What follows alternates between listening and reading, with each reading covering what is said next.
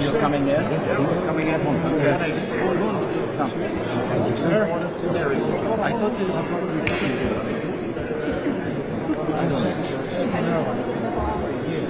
they shifted there for the speakers there. Oh, you want the speakers there? Yes, you go there.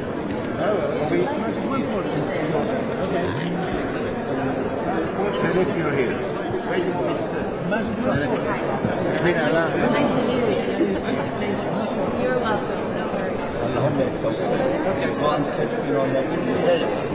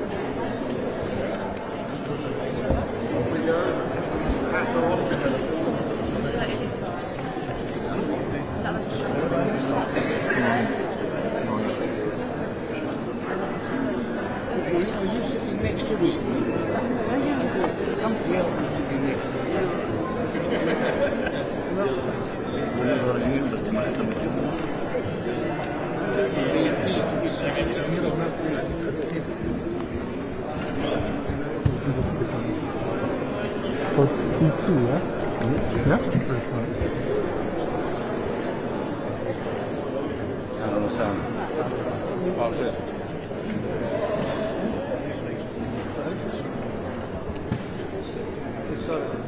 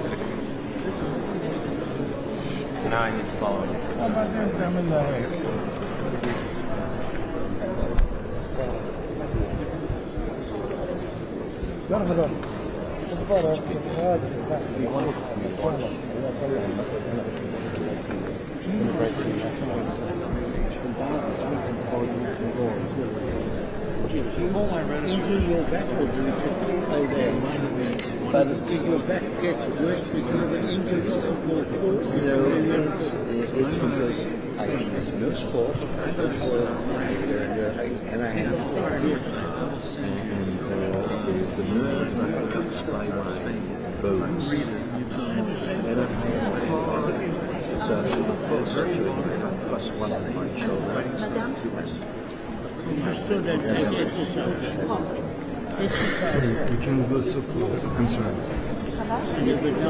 Yeah, it should.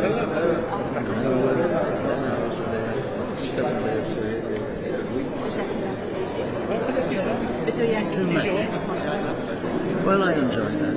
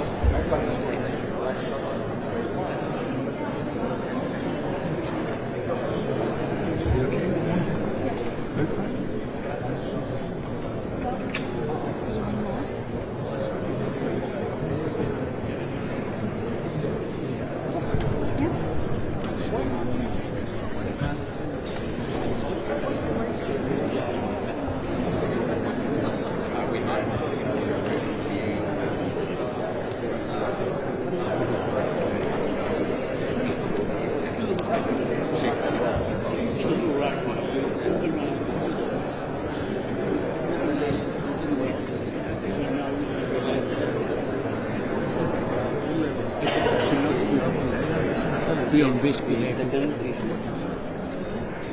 It's a bit early, but I can be introduced now. Yeah, I have not spoken to her this morning.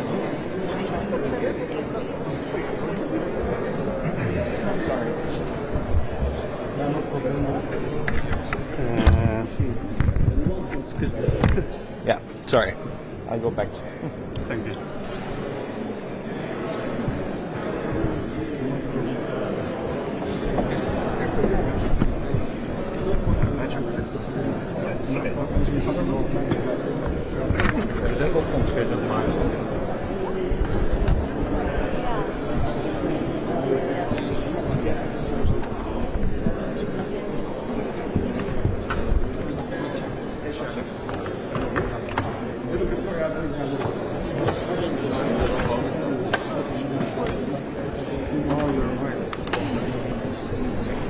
If I can kindly ask you to squeeze in as much as possible. I know there is no space. You can take also this case exceptionally. She's a Sorry. Thank you very much.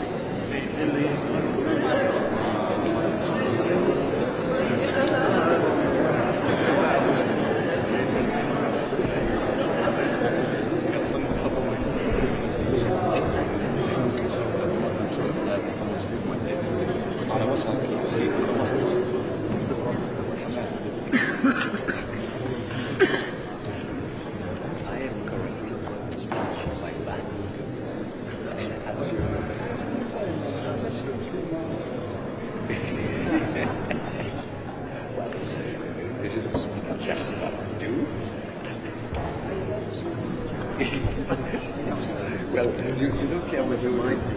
You don't care what you mention. He keeps on saying that once I repeat it, we see something like that, which is not true. He says it's true.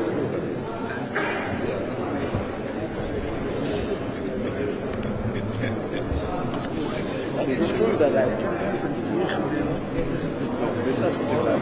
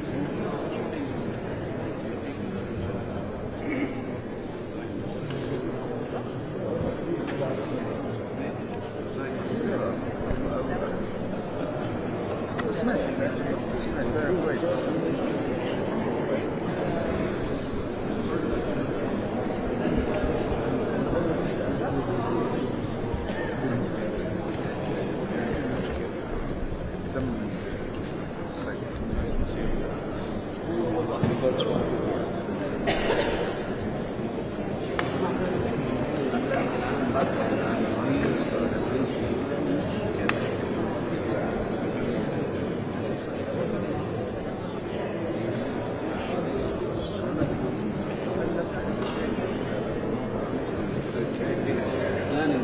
are you feeling?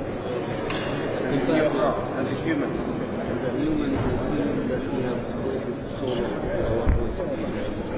Waited 75 years for this. Should have happened. We should talk about our grandfathers. It's really, grandfathers are very good. Victor, Victor, can you?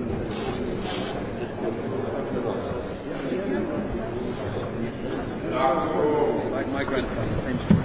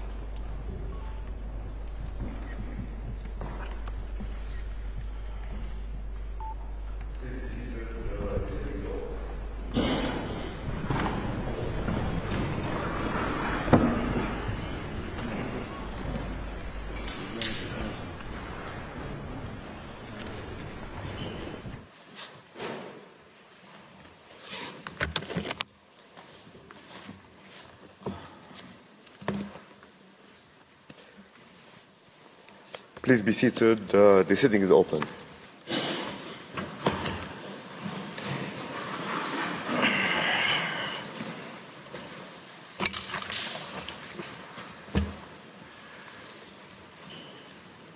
La Cour se réunit ce matin et se réunira dans les prochains jours pour entendre des exposés oraux et observations au sujet de la demande d'avis consultatif que l'Assemblée générale de l'Organisation des Nations Unies lui a soumise sur la question des conséquences juridiques découlant des politiques et pratiques d'Israël dans le territoire palestinien occupé, y compris Jérusalem-Est.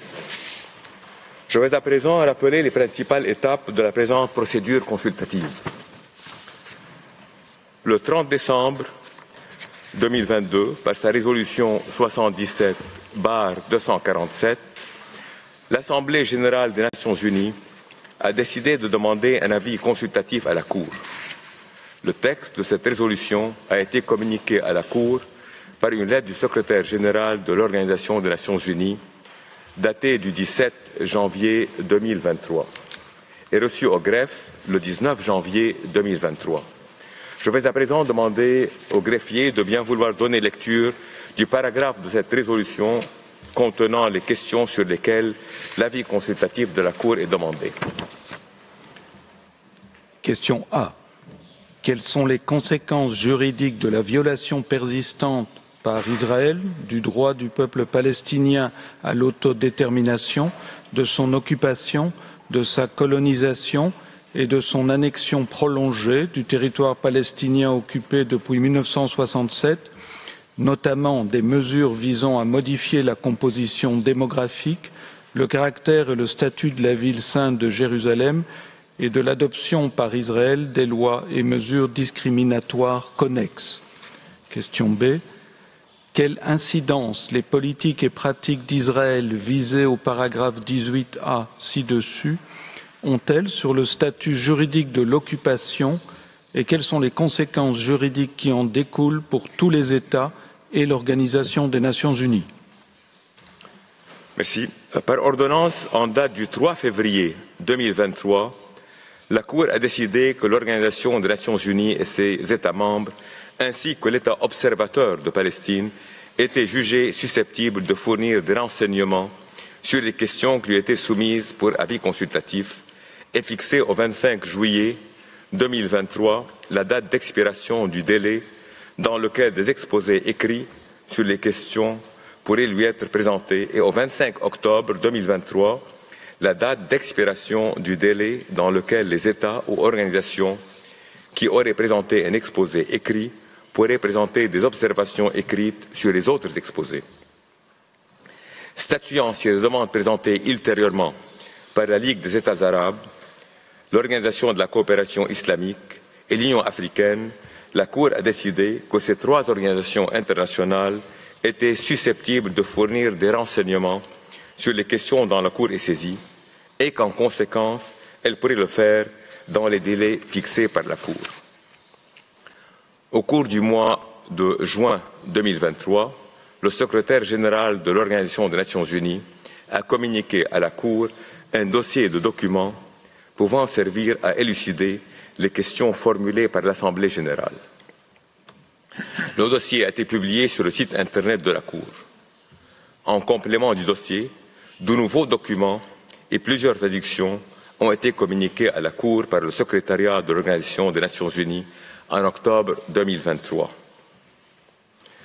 Written statements were filed in the registry in order of receipt by Turkey, Namibia, Luxembourg, Canada, Bangladesh, Jordan, Chile, Liechtenstein, Lebanon, Norway, Israel, Algeria, the League of Arab States, the Syrian Arab Republic, Palestine, the Organization of Islamic Cooperation, Egypt, Guyana, Japan, Saudi Arabia, Qatar, Switzerland, Spain, the Russian Federation, Italy, Yemen, the Maldives, the United Arab Emirates, Oman, the African Union, Pakistan, South Africa, the United Kingdom, Hungary, Brazil, France, Kuwait, the United States of America, China, the Gambia, Ireland, Belize, Bolivia, Cuba, Mauritius, Morocco, Czechia, Malaysia, Colombia, Indonesia, Guatemala, Nauru, Djibouti, Togo, Fiji, Senegal, and Zambia. Then, written comments were filed in the registry in order of receipt by Jordan, the Organization of Islamic Cooperation, Qatar, Belize, Bangladesh, Palestine, the United States of America, Indonesia, Chile, the League of Arab States, Egypt, Algeria, Guatemala, Namibia, and Pakistan. By letters dated October 18, 2023, the Registrar informed the United Nations, its member states, and the Observer State of Palestine, as well as the League of Arab States, the Organization of Islamic Cooperation, and the African Union, that hearings on the request for an advisory opinion would open on 19 February 2024. For purposes of the current oral proceedings, the following participants set out in speaking order will take the floor: Palestine, South Africa, Algeria, Saudi Arabia, the Kingdom of the Netherlands, Bangladesh, Belgium, Belize, Bolivia, Brazil, Chile, Colombia, Cuba, Egypt, the United Arab Emirates, the United States of America, the Russian Federation, France, the Gambia, Guyana, Hungary, China, the Islamic Republic of Iran, Iraq, Ireland, Japan, Jordan, Kuwait, Lebanon, Libya, Luxembourg, Malaysia, Mauritius, Namibia, Norway, Oman, Pakistan, Indonesia, Qatar, the United Kingdom, Slovenia, Sudan, Switzerland, the Syrian Arab Republic, Tunisia, Turkey, Zambia, the League of Arab States, the Organization of Islamic Cooperation, the African Union, Spain, Fiji, the Maldives, and the Comoros. This morning, the court will hear the State of Palestine, which has been allocated a maximum speaking time of 3 hours. All the other participants in the oral proceedings over the next days will speak for a maximum of 30 minutes each. Before inviting Palestine to address the court, I would add that, in accordance with Article 106 of its rules, the court has decided that the written statements and written comments submitted in the current advisory proceedings are to be made accessible to the public after the opening of the present hearings. These written submissions will be posted on the court's website at the end of each day for those participating to the hearings on that day. The text of the oral statements will also be placed on the court's website. I now give the floor to His Excellency Mr. Riyad Maliki, Minister of Foreign Affairs and Expatriates of the State of Palestine. Your Excellency, you have the floor.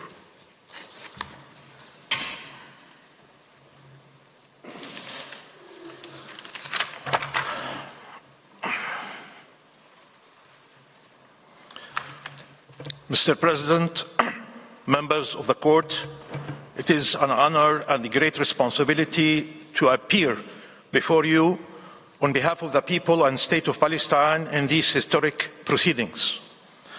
I stand before you as 2.3 million Palestinians in Gaza, half of them children, are besieged and bombed, killed and maimed, starved and displaced, as more than 3.5 million Palestinians in the West Bank, including East Jerusalem, are subjected to colonization of their territory and the racist violence that enables it.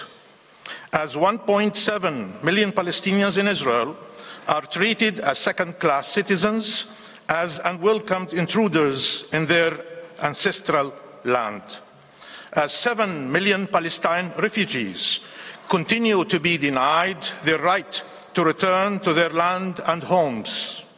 I stand before you as the entire Palestinian people continue to be denied their fundamental rights, their very existence negated.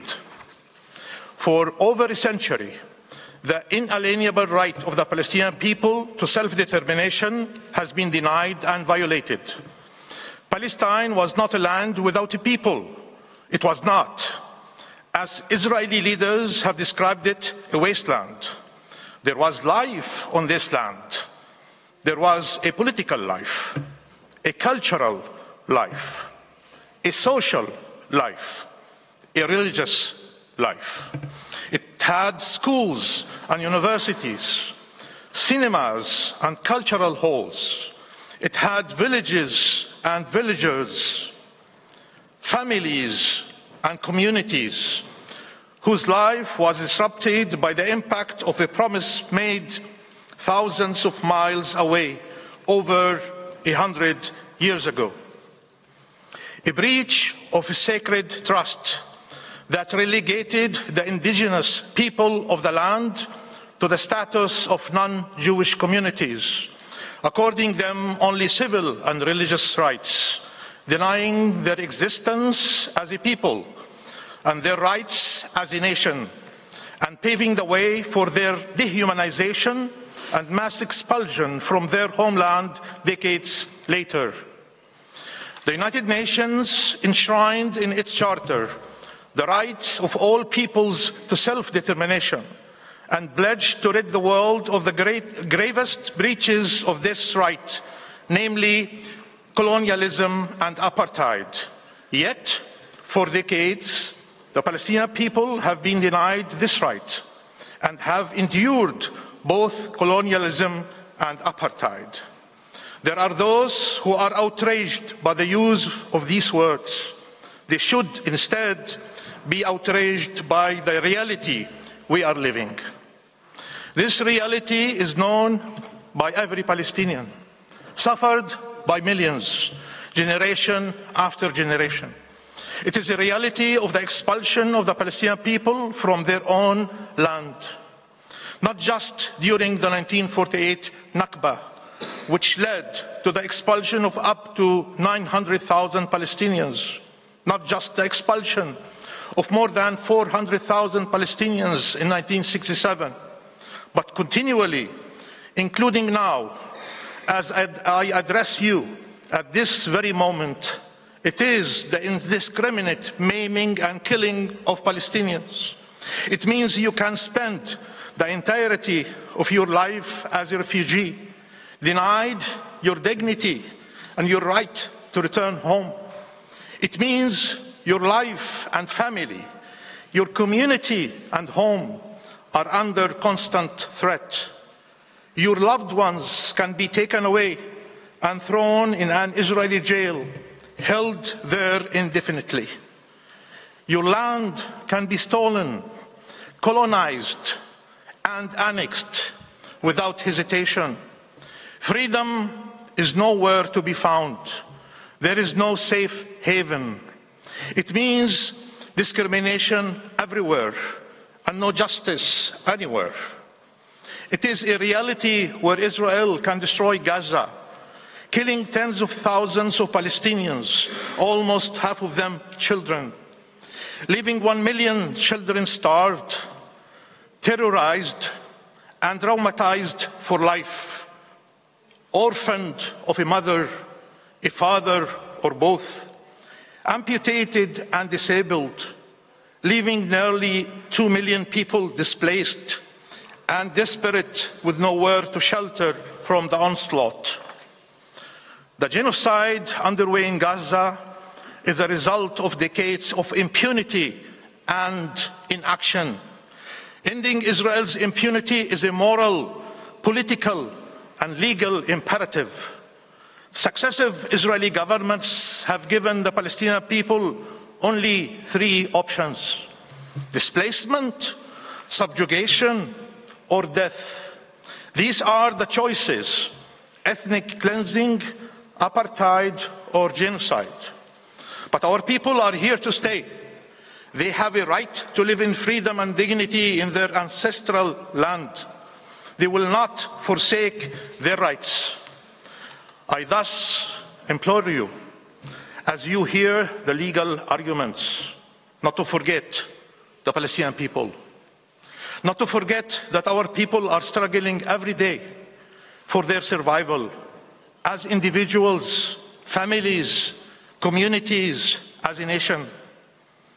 That less than a month ago, this court ordered provisional measures in a landmark case brought by the Republic of South Africa against Israel under the Genocide Convention, an order that Israel continues to defy with impunity. For decades, Israel has occupied the Palestinian territory, committing violations that are inherent to its presence in our land and colonial objective. This occupation is annexationist and supremacist in nature. It is a deliberate, cynical perversion of international law. It is thus illegal. The only solution consistent with international law is for this illegal occupation to come to an immediate, unconditional, and total end. As you affirmed 20 years ago, the Palestinian people have the right to self-determination. It is an erga omnes right. It is non-negotiable, non-derogable. No occupying power, including Israel, can be granted a perpetual veto over the rights of the people it occupies. Allow me now to show you 5 maps. The first one is historic Palestine. This is the territory over which the Palestinian people should have been able to exercise their right to self-determination. Instead, the General Assembly recommended the partition of Palestine, ignoring the will of our people as shown in the second map. With the Nakba that ensued, over 2/3 of our people were systematically and forcibly expelled by Israel. And 3/4 of Palestine became Israel, as shown in the third map. This was the start of the Nakba, the dispossession, the displacement and replacement of our people, the denial of rights and discrimination that continues to this very day. In 1967, Israel then occupied the remainder of Palestine, and from the first day of its occupation, started colonizing and annexing the land with the aim of making its occupation irreversible. It left us with a collection of disconnected Bantustans, preventing the independence of our state as shown in map 4. Israel wanted the geography of Palestine, but not its demography. So it kept pushing our people out of their homes, out of their land.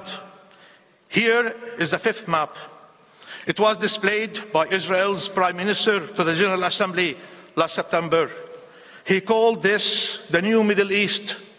There is no Palestine at all on this map. Only Israel, comprised of all the land from the Jordan River to the Mediterranean Sea. This shows you what the prolonged, continuous Israeli occupation of Palestine is intended to accomplish: the complete disappearance of Palestine and the destruction of the Palestinian people. There can be no justification for these injustices and indignities. Allowing them to continue is unacceptable and inexcusable. Acquisition of territory by force, persecution, racial discrimination and apartheid against the people, denial of self-determination are all grave violations of the most fundamental norms of international law. There is a legal and moral obligation to bring them to a prompt end. Mr. President, members of the court, the State of Palestine reaffirms its unwavering commitment to the rule of international law, which must finally prevail.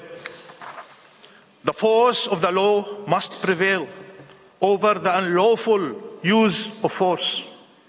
We said years ago that we made a choice: justice, not vengeance.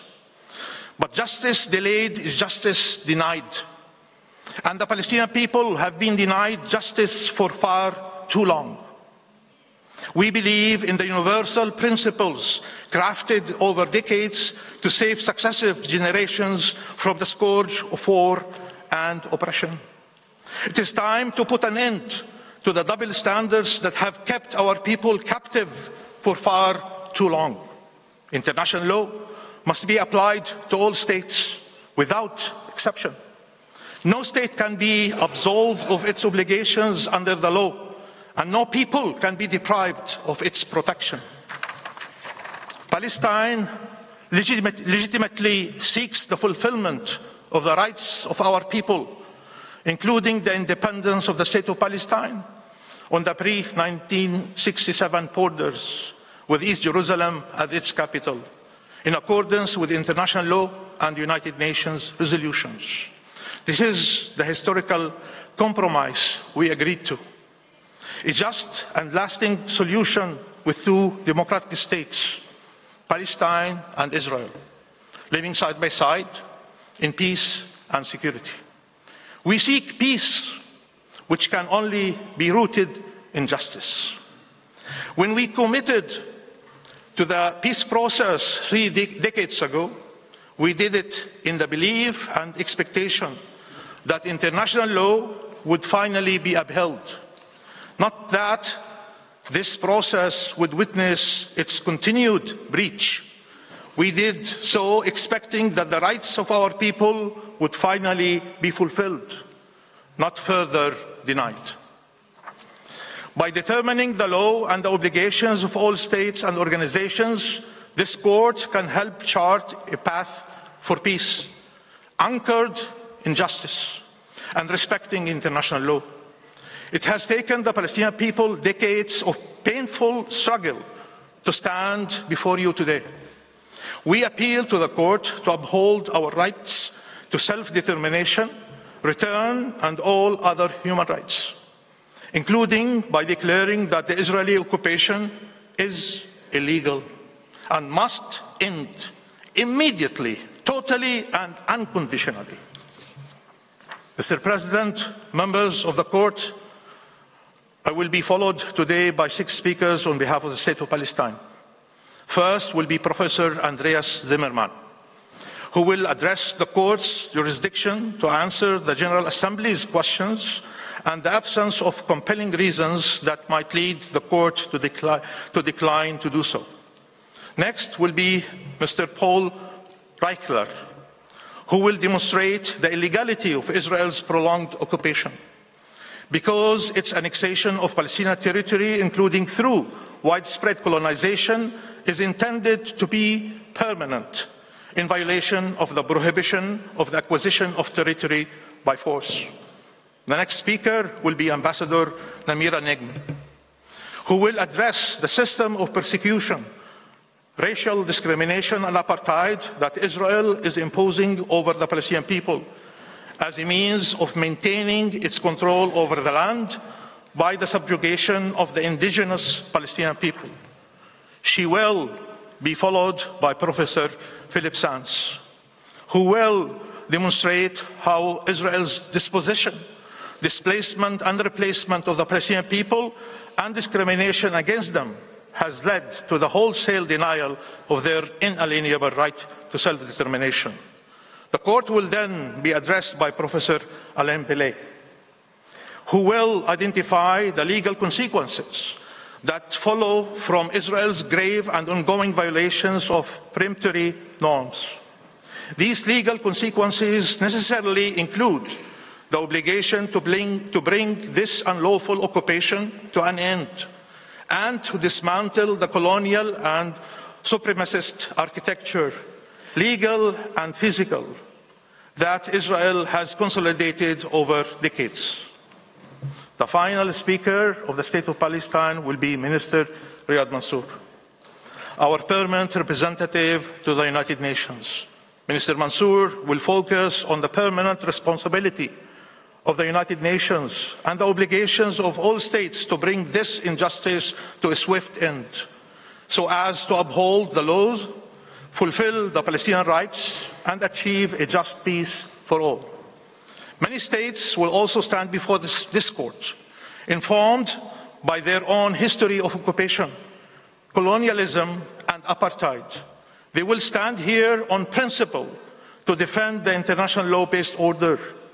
And millions around the world will be watching, hoping that their faith in the international system can be restored, and that the Palestinian people will not be abandoned or discarded as expendable. Palestine remains the greatest test of the credibility of this international law-based order, a test humanity cannot afford to fail. Mr. President, members of the court, the State of Palestine expresses its fullest confidence that you will discharge the sacred duties entrusted to you with the wisdom, fairness, and justice that the world expects and needs of you. I thank you for the honor of addressing you, and I now request, Mr. President, the court to call on Professor Zimmerman. Thank you. I thank His Excellency Mr. Maliki for his opening statement. I now give the floor to Professor Andreas Zimmerman. You have the floor, Professor. Merci, Monsieur le Président. Mr. President, members of the court. Let me start by expressing my honor to appear once again before the court. This is even more true this time, since the current proceedings address issues that have been of utmost relevance for the international community for decades, and indeed for the United Nations since its very inception. These issues lie at the very heart of the organization's ability to achieve international peace and security, now more than ever. I will present Palestine's arguments on jurisdiction and admissibility. I can and will be succinct, as there is no doubt that the court has jurisdiction to give the requested opinion, and that there are no compelling reasons for the court to decline to issue the requested opinion. Rather, to the contrary, compelling positive reasons exist for the court to address the legal questions referred to it, as the court's legal determinations will assist all parties as to the legal parameters that must be adhered to. The court's determinations are both urgent and relevant, given Israel's manifold violations of peremptory norms of international law, which continue and intensify on a daily basis. Mr. President, the court clearly has jurisdiction to provide the requested opinion. The General Assembly is obviously competent to request the opinion, in line with Article 96(1) of the Charter. Moreover, Resolution 77-247 was adopted by a clear majority and in full compliance with both the requirements of the Charter and the Assembly's Rules of Procedure. The questions posed by the General Assembly are also plainly legal in character. And as the Court has repeatedly and consistently confirmed in its jurisprudence, the fact that the questions may have political implications is irrelevant and does not bar the Court from fulfilling its essential judicial function. Further, there is no reason, let alone a compelling one, for the Court to decline to issue the requested opinion. On the contrary, manifold reasons exist which confirm that an answer by the Court to these questions is of utmost importance for the General Assembly, the United Nations at large, and the international community as a whole. First, the questions concern serious breaches of jus cogens and erga omnes norms. As my colleagues will show, those breaches by Israel include violations of the prohibition of acquisition of territory by force, the prohibition of racial discrimination and apartheid, the denial of the right of self-determination, as well as other egregious violations of international human rights and humanitarian law of the same character. Accordingly, all states, as well as the United Nations in toto, have a legally protected interest in having those violations in both their individual and cumulative manifestations, as well as their legal consequences laid out and clarified by the Court, so as to guide them in their future actions. Second, the questions concern the United Nations' continuous responsibility for resolving the question of Palestine. This responsibility stems from its duties relating to matters of international peace and security arising under the Charter and, as the Court put it, quote, has its origin in the mandate and the partition resolution concerning Palestine, end quote. This responsibility continues as confirmed by the unequivocal and contemporary practice of the General Assembly, the Security Council, as well as other United Nations organs and bodies. And as the Court had previously reiterated in its Wall Advisory opinion, there exists, and I quote, a permanent responsibility of the United Nations towards the question of Palestine until the question is resolved in all its aspects in a satisfactory manner in accordance with international legitimacy, end quote. The questions put before the Court by the Assembly thus seek the Court's legal guidance on matters of fundamental and long-standing importance and concern to the United Nations. Third, all of the grounds for declining to issue an opinion suggested in the submissions of a few states fall far short of constituting compelling reasons that must exist for the Court to refrain from answering the General Assembly's questions. Some of these submissions oppose the advisory opinion because of the purported existence of a negotiation framework or of bilateral negotiations. However, none of these considerations constitutes a reasonable basis for the Court to refuse the General Assembly's request. To the contrary, an opinion from the Court will assist in these negotiations by confirming the applicable international legal framework as affirmed in United Nations resolutions in order to reach a just and peaceful solution. As a matter of fact, there exist at least three reasons why the Court should not be deterred from answering the GA's questions on that basis. First, Israel has repeatedly refused, and to this very day, to engage in meaningful negotiations with Palestine on the basis of international law and United Nations resolutions. This is reflected in repeated statements, including, most recently, by the Israeli Prime Minister and other high-ranking Israeli officials. The mere hypothetical possibility of future negotiations cannot thus be used as a mere pretext for avoiding the application of international law to this crucial matter, or for avoiding responsibility for ongoing breaches of preemptory norms of international law. Israel has made it clear that it wants and will tolerate only one state, Israel, between the Mediterranean Sea and the Jordan River. This is confirmed inter alia by the map displayed by the Israeli Prime Minister in his speech before the General Assembly of 22nd September 2023 that you have already seen, as well as by his November 2023 statement where the Israeli Prime Minister said that he was proud to have prevented the establishment of a Palestinian state. But these statements of Israel's head of government have not been empty words. Rather, they are reflected in concrete policy decisions and measures on the ground undertaken by Israel for decades. Inter alia, when faced with the attempt by Palestine to initiate the conciliation procedure under Articles 11 and 12 third, it was Israel that consistently and continuously rejected any meaningful attempt to bring to an end, by way of negotiations under the auspices of the ad hoc commission set up under Article 12 third, its entrenched system of racial discrimination inherent in its occupation regime. Second, and significantly, the Security Council has repeatedly called for a peaceful settlement of the question of Palestine based on international law.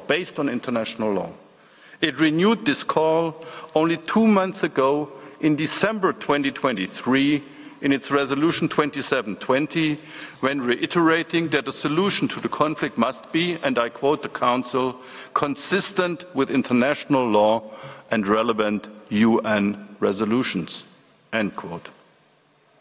The Court's opinion can thus only contribute to achieving the peaceful settlement of the question of Palestine called for by the Security Council. Your opinion, will clarify the legal rights and obligations of Israel, of Palestine, of third states and of the United Nations to be reflected in a settlement that is truly consistent with international law. Thus, the Court's opinion will also contribute to upholding the international rule of law at large. In that regard, let me remind you, members of the Court, that this is precisely what the Court's advisory opinion in the Chagos proceedings achieved. By clarifying the relevant legal rules, your opinion, broke the deadlock that had precluded negotiations. The advisory opinion, your opinion, led the United Kingdom to agree to negotiate with Mauritius for the first time on the basis of Mauritius' sovereignty over the disputed territory. Third, the General Assembly, when deciding upon the request for the current advisory opinion, was acutely aware of the claim that such request would somehow purportedly undermine the chances of future negotiations. Nevertheless, the General Assembly decided to ask for the Court's legal determination anyway. The General Assembly thus found that this argument had no merit. To the contrary, the GA considered that the Court's opinion would be helpful as to future steps to be taken by the political organs of the United Nations, as well as by all states. In line with your role as one of the principal organs of the organization, as envisaged in Article 7 of the Charter, the Court ought not now set aside this considered decision of the General Assembly. Members of the Court, the mere hypothetical chance of possible future negotiations cannot and ought not prevent the Court from rendering its opinion. If this were the case, quod non, a reluctant state wishing to bar the Court from exercising its judicial function could unilaterally prevent a matter from reaching the Court by simply insisting on the mere possibility of negotiations. This would curtail the General Assembly's right to receive legal assistance from the Court, and to do so even in a situation where the General Assembly, making the request, determined that such opinion by the Court would be needed for the exercise of its own function. Such approach finds no basis in the wording of the Charter or the Court statute either. It would unduly limit the right of the political organs of the United Nations to request an opinion from the Court on any as the wording has it, on any legal question, as both 96.1 Charter and 65 of the Court Statute provide unequivocally. Mr. President, members of the Court, let me conclude. The catastrophic developments of recent months in the Gaza Strip confirm that the matters put to the Court by the General Assembly are, if ever there was need, not mere bilateral issues. Rather, they are issues of grave consequence for the maintenance of international peace and security. They are thus of immense concern for the international community at large, where the Court's legal guidance is desperately needed. All of these aforementioned considerations corroborate that in the present proceedings, as indeed in each and every previous advisory proceedings that had come before this Court, there are no compelling reasons to prevent the Court from rendering its opinion. Rather, Palestine invites the Court to fulfill its duty of providing its legal determination to the General Assembly by answering the legal questions put to it. In so doing, you will assist all states, as well as the United Nations, in furthering respect for the international rule of law, the fulfillment of the inalienable rights of the Palestinian people, and a just and peaceful solution in accordance with international law. Members of the Court, I thank you for your kind attention and would now kindly ask you, Mr. President, to call upon Mr. Reichler to take the floor. Thank you. I thank Professor Zimmerman. I now give the floor to Mr. Paul Reichler. You have the floor, Mr. Reichler.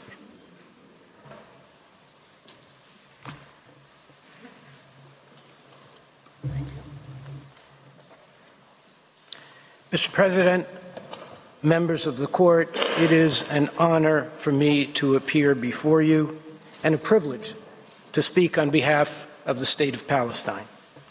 I will address the legality of Israel's prolonged occupation, annexation, and settlement of the occupied Palestinian territory. In so doing, I will identify the elements that determine whether and in what circumstances a belligerent occupation is or becomes unlawful under international law. I will then review the evidence to assess whether those elements are present here. And I will show that based on the applicable law and the well-established and undisputed facts, Israel's 56-year occupation of Palestinian territory is manifestly and gravely unlawful, and that international law requires that it be brought to an end completely and unconditionally. The applicable rule of law is straightforward. As Pictet wrote in 1958, occupation is essentially a temporary situation. This remains the law. In December 2022, the General Assembly, in Resolution 77/126, recognized that the occupation of a territory is to be a temporary de facto situation, whereby the occupying power can neither claim possession nor exert its sovereignty over the territory it occupies. This rule is neatly explained in the written statement of Switzerland. The laws of occupation are built on the idea that occupation is only a temporary situation. They are based on four fundamental principles.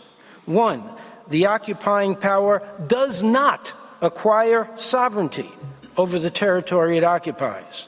Two, the occupying power must maintain the status quo ante and must not take any measures which might bring about permanent changes. The law is thus crystal clear. Occupation can only be a temporary state of affairs. A permanent occupation is a legal oxymoron.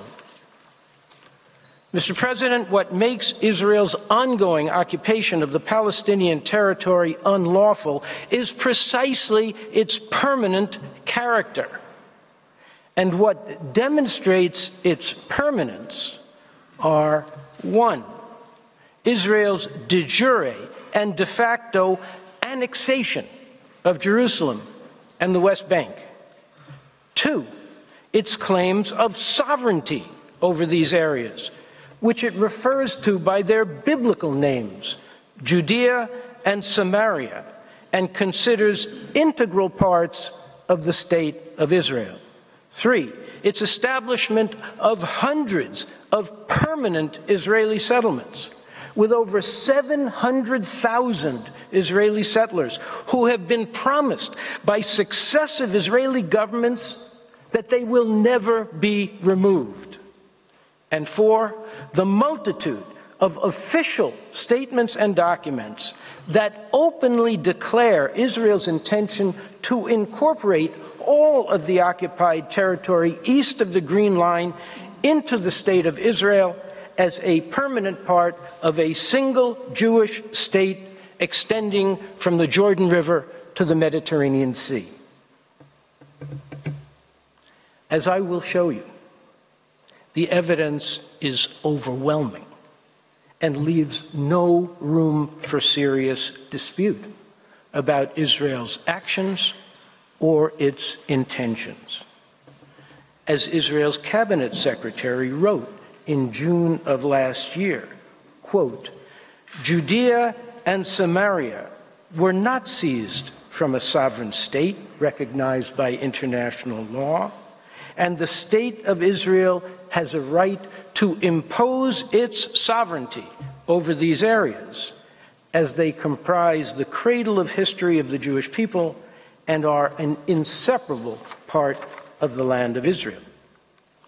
As purported legal authority, the cabinet secretary invoked the first book of Maccabees, written in the year 100 BC, chapter 15, verse 33. It is not a foreign land we have taken, nor have we seized the property of foreigners, but only our ancestral heritage, which for a time had been unjustly occupied by our enemies. This was followed in August of last year by a message broadcast on Israel Army Radio by Israel's heritage minister. Sovereignty must be extended within the borders of the West Bank, and the most prudent way to create international recognition that this place is ours. There is no green line. It is a fictitious line that creates a distorted reality and must be erased. In September 2023, Israel's prime minister literally erased the green line in his presentation to the United Nations General Assembly. As you saw earlier, he depicted the state of Israel as extending from the Jordan River to the Mediterranean Sea, eliminating not only the green line, but all traces of Palestine. This was no oversight. It was an act of the head of government with all the attribution that it implies. The same message was delivered by Israel's finance minister in Paris 6 months earlier, when he denied the existence of Palestine and declared that Palestinians do not constitute a people. Previously, he said, quote, "We are here to stay. We will make it clear that our national ambition for a Jewish state from the river to the sea is an accomplished fact, a fact not open to discussion or negotiation." This has been Israel's consistent position. Here is the map of Israel produced by its armed forces and published by the government in 2021. One state, Israel, from the river to the sea. There is no green line. There is no Palestine. Instead, Palestine has been replaced by Judea and Samaria, which, according to Israel's highest officials, are now integral parts of the state of Israel. As these official statements and maps demonstrate, Israel makes no secret of its intention to retain permanently the entire area east of the Green Line.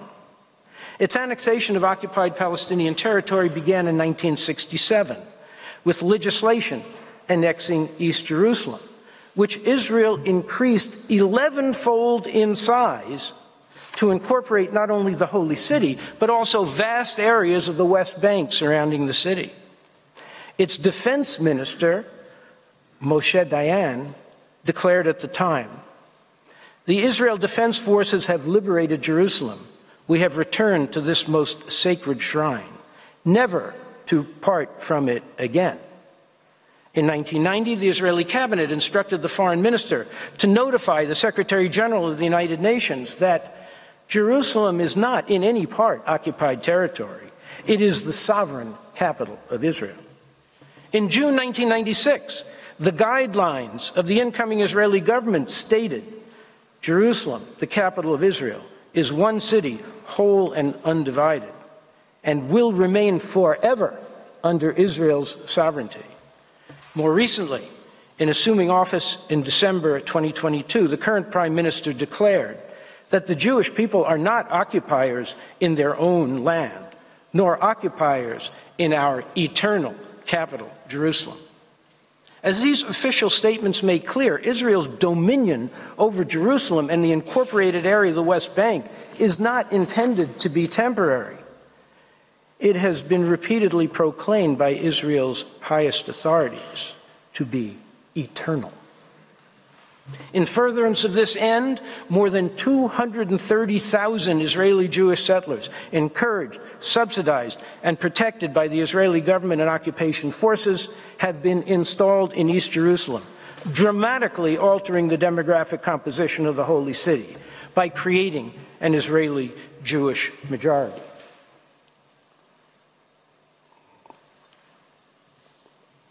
Israel has been equally clear in declaring its permanence in the West Bank, where more than 465,000 Israeli Jewish settlers have been implanted, with the support of every Israeli government since 1967, in over 270 ever-expanding settlements spread throughout this territory in what can only be described as a vast colonial enterprise. These settlements, whose accelerated growth and distribution over the years are illustrated on your screens now, are a key instrument of Israel's annexation of the West Bank. This is both their purpose and their effect. As the Secretary General reported to the General Assembly in 2015, occupation is supposed to be temporary because the annexation or acquisition of territory by force is strictly prohibited under international law. In the West Bank, including East Jerusalem, the establishment and maintenance of the settlements amount to a slow but steady annexation of the occupied Palestinian territory. Israel has made no secret of the intended permanence of these settlements. In 2010, Prime Minister Netanyahu told Israeli settlers in the West Bank, "Our message is clear. We are planting here. We will stay here. We will build here. This place will be an inseparable part of the state of Israel for eternity." In August 2019, the Prime Minister announced, "The time has come to apply Israeli sovereignty over the Jordan Valley, and to also arrange the status of all Jewish communities in Judea and Samaria. They will be part of the state of Israel." In January 2020, Israel's defense minister, Naftali Bennett, declared, "Our objective is that within a short amount of time, we will apply sovereignty to all of Area C, not just the settlements, not just this block or another." This area, which is depicted in red on your screens now, comprises over 61% of the West Bank. The defense minister proclaimed, "I solemnly declare that Area C belongs to Israel." This area includes the Jordan Valley, which is the water reservoir, the breadbasket, and the source of life for the entire West Bank. In December 2022, the guiding principles of the incoming Israeli government declared, "The Jewish people have an exclusive and indisputable right to all parts of the land of Israel. The government will promote and develop the settlement of all parts of the land of Israel, the Galilee, the Negev, the Golan, and Judea and Samaria." The coalition agreement between the political parties that formed the government included this pledge: the Prime Minister will lead the formulation and promotion of policy in which sovereignty will be applied in Judea and Samaria, while choosing the timing and weighing all the national and international interests of the State of Israel. General Assembly Resolution 77/126 was adopted on 12 December 2022, just as the current Israeli government was assuming office.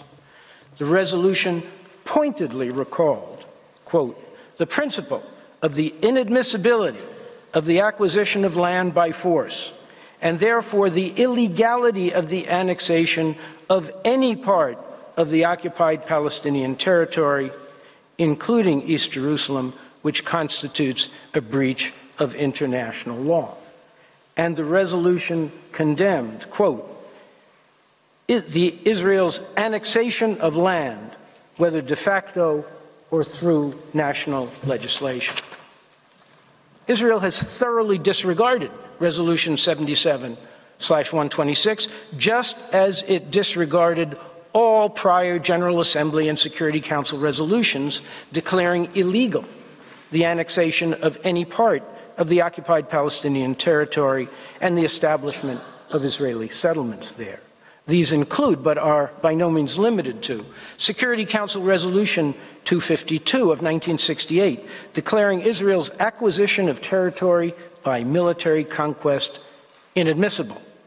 Resolution 476 of 1980, which reaffirmed the overriding necessity for ending the prolonged occupation of Arab territories in 1980, and strongly deplored the refusal of Israel to comply with the relevant resolutions of the Security Council and the General Assembly. Resolution 478 of 1980, which determined that all legislative and administrative measures and actions taken by Israel to alter the character and status of the Holy City of Jerusalem, and particularly the basic law in Jerusalem, are null and void and must be rescinded forthwith.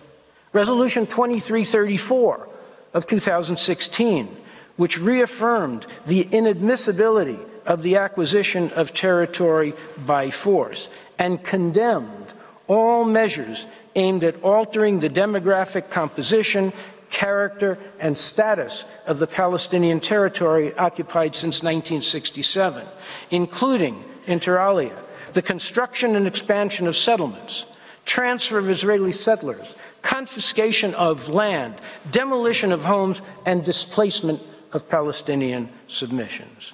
And at least 28 General Assembly resolutions which expressly condemned Israel's annexation of Jerusalem and the West Bank. Israel has also blatantly disregarded the obligations reflected in the court's 2004 advisory opinion in the wall case. Since then, instead of dismantling the wall, Israel has extended it from a length of 190 kilometers to more than 460 kilometers, encompassing hundreds of additional square kilometers of Palestinian land and incorporating it into the State of Israel.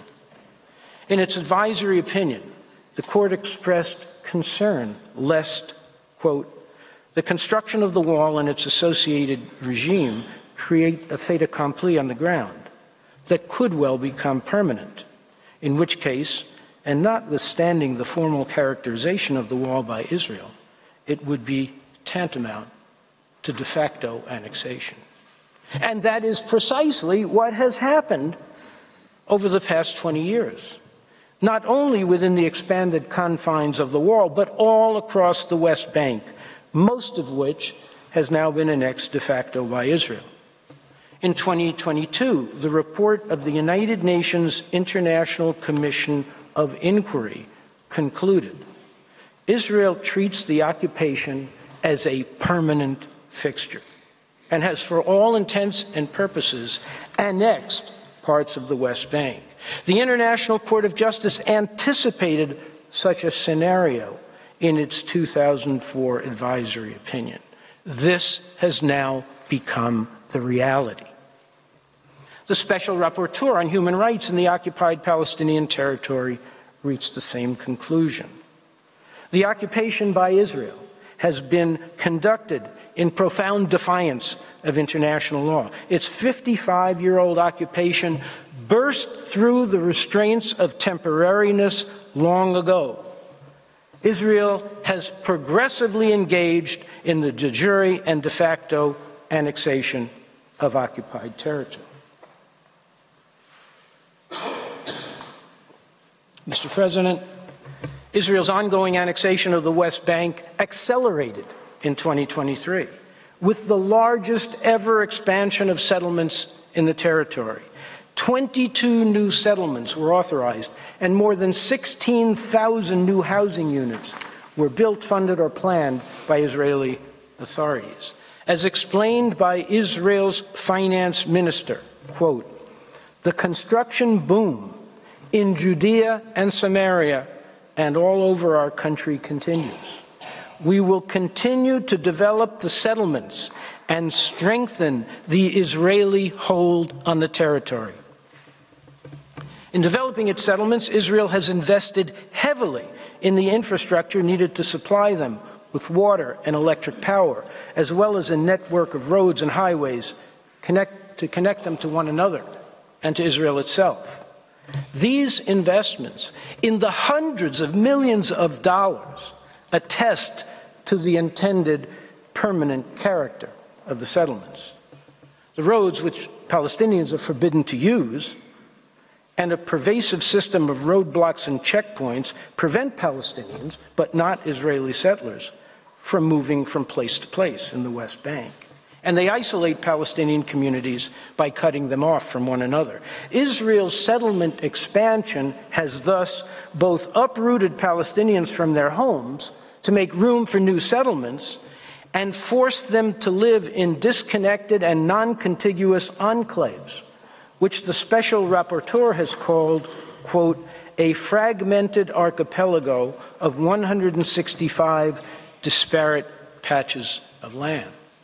This achieves the fundamental objective of the occupation: permanent acquisition of the maximum amount of Palestinian territory with the minimum number of Palestinians in it. In furtherance of this objective, and with increasing frequency, armed groups of settlers, supported by Israel's occupation forces and encouraged by government ministers, have violently expelled thousands of peaceful Palestinian civilians from their ancestral villages and lands.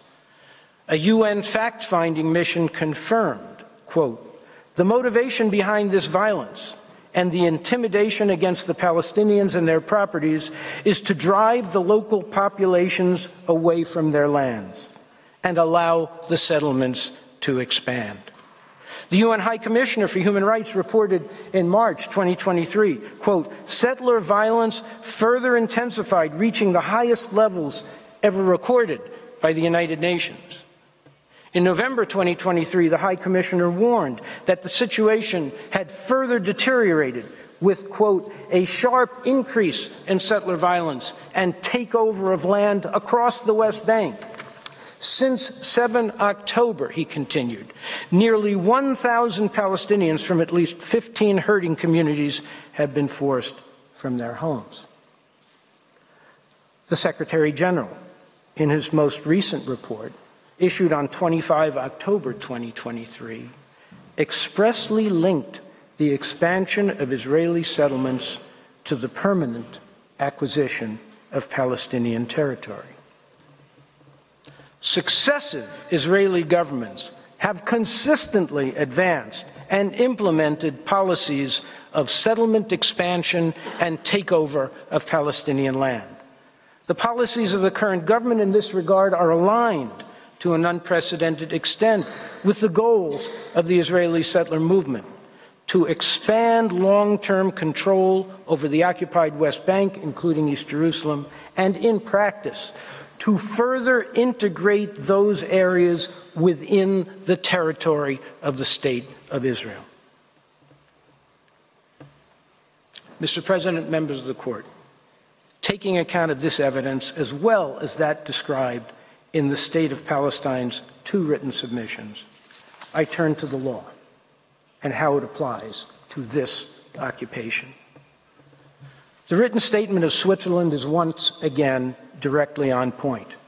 It highlights the distinction between the law of occupation and the legality of a particular occupation.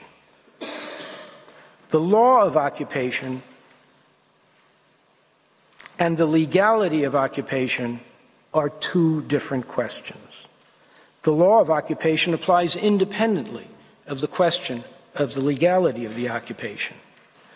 Occupation is a situation subject to international humanitarian law, whereas its legality is covered by the United Nations Charter. In relation to the legality of the occupation under the Charter, Switzerland observes, quote, "The United Nations has consistently reaffirmed the principle of the inadmissibility of the acquisition of territory by force and condemned Israeli measures aimed at modifying the demographic composition, the character and the status of Jerusalem and the occupied Palestinian territory as a whole. Notably, the construction and extension of settlements, the transfer of Israeli settlements, the confiscation of land, the demolition of homes, and the displacement of Palestinian civilians." In Switzerland's view, quote, "The measures taken by Israel in the occupied Palestinian territory lead to fundamental changes, particularly demographic changes, that can have a permanent character.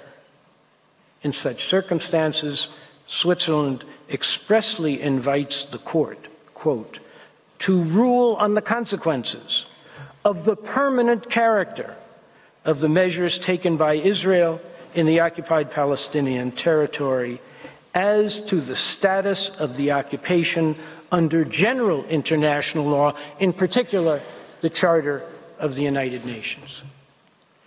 Many states agree with this approach. France, too, underscores the temporary character of lawful occupation. This is a requirement that Israel's occupation of Palestinian territory plainly fails to meet. As France states, if the restrictions authorized by a regime of occupation were justifiable in the period following the military operations, they are not anymore today. These points have been reiterated by the Security Council and the General Assembly on numerous occasions concerning Israel's obligation to withdraw from the occupied territories. France calls out, in particular, Israel's annexation of occupied territory. Quote, "The status of occupying power does not confer any legal title justifying annexation. The passage of time is not sufficient as regards the acquisition of territory by force to render lawful a situation that is gravely unlawful. On Israel's vast network of settlements and hundreds of thousands of settlers in the occupied territory," France states, "these permanent establishments are obviously incompatible with the necessarily temporary character of the occupation." 35 of the states and international organizations that submitted written statements addressed to the legality of Israel's occupation, 35 of the states and international organizations have addressed the legality of Israel's occupation of Palestinian territory. Only 2 of these 35, to which I will come, argued that the occupation is not unlawful. Key excerpts reflecting the views expressed by the overwhelming majority that the occupation is unlawful as a whole and must be brought to an end are collected in Chapter 2 of the State of Palestine's written comments. Here are 3 brief but emblematic examples. The African Union, quote, invites the court to conclude that the prolonged Israeli occupation of the Palestinian territories is in itself unlawful.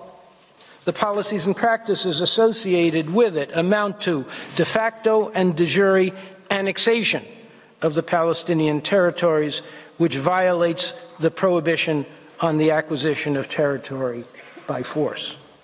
Brazil observes that, quote, occupation is inherently temporary. This is the basic distinction between occupation and annexation. Brazil here hits the nail right on the head. Unlike occupation, annexation is intended to be permanent, and it makes the occupation itself unlawful. In Brazil's words, Israel's policies and practices render the occupation unlawful as a whole, inasmuch as it would be tantamount to the acquisition of territory by force. Japan, too, emphasizes that the annexation of occupied territory is unlawful, referring to Article 2.4 of the UN Charter. Quote, as the ICJ clarified in the Wall Advisory Opinion, the illegality of the acquisition of territory by force is a corollary of the prohibition of use of force incorporated in the UN Charter, which Japan calls, quote, the most fundamental rule of the post-war regime for peace, based on the rule of law among nations. The 2 outliers are Fiji and the United States. Of all the states that submitted written statements to the court, only Fiji attempted to defend the occupation as lawful. But even Fiji conceded that Israel has annexed East Jerusalem de jure, and that the application of an occupying power's laws to the occupied territory, which is the case in the West Bank, constitutes an annexation de facto. Nor did Israel itself deny its annexations of Jerusalem and the West Bank. Its abbreviated written statement is mainly an attack on the General Assembly for its alleged bias. It makes no attempt to defend the legality of its occupation under international law. The only state besides Fiji to defend Israel is the United States. This is not surprising. Whatever offenses against international law Israel commits, the United States comes forward to shield it from accountability. Here, the United States attempts to defend Israel, not by arguing that the occupation is lawful, but that it is neither lawful nor unlawful. To reach this conclusion, the United States argues that belligerent occupation is governed exclusively by international humanitarian law and not by the UN Charter or general international law. In its own words, quote, although international humanitarian law imposes obligations on belligerents in their conduct of an occupation, it does not provide for the legal status of an occupation to be lawful or unlawful. Even assuming arguendo that this is a correct reading of international humanitarian law, which we dispute, it does not lead to the conclusion that an occupation cannot be unlawful under international law. What about Article 2.4 of the UN Charter and general international law? including the prohibition on acquisition of territory by force. For the United States, apparently, this peremptory norm does not exist when it comes to Israel's annexation and settlement of the occupied Palestinian territory. Only in such a lawless and UN charterless world could the Israeli occupation be described as not unlawful. Notably, the United States ignores the part of the General Assembly's request that the court determine the legal status of the occupation under the UN Charter, in addition to IHL and other sources of law. And the U.S. fails to mention, let alone respond to, Switzerland's written statement asserting that belligerent occupation is covered both by IHL and by the UN Charter and general international law, and that the legality of the occupation itself is governed by the latter. The United States also ignores the written statements of the many other states, which conclude that the Israeli occupation is unlawful as a whole, precisely because its annexation and settlement of the occupied territory constitutes a permanent acquisition of territory by force in violation of Article 2.4 and general international law.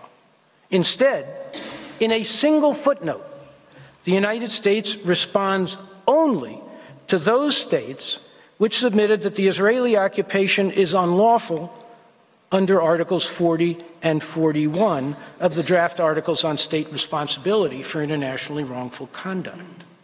Remarkably, the U.S. contends that neither of those two articles reflect general international law. This is truly stunning.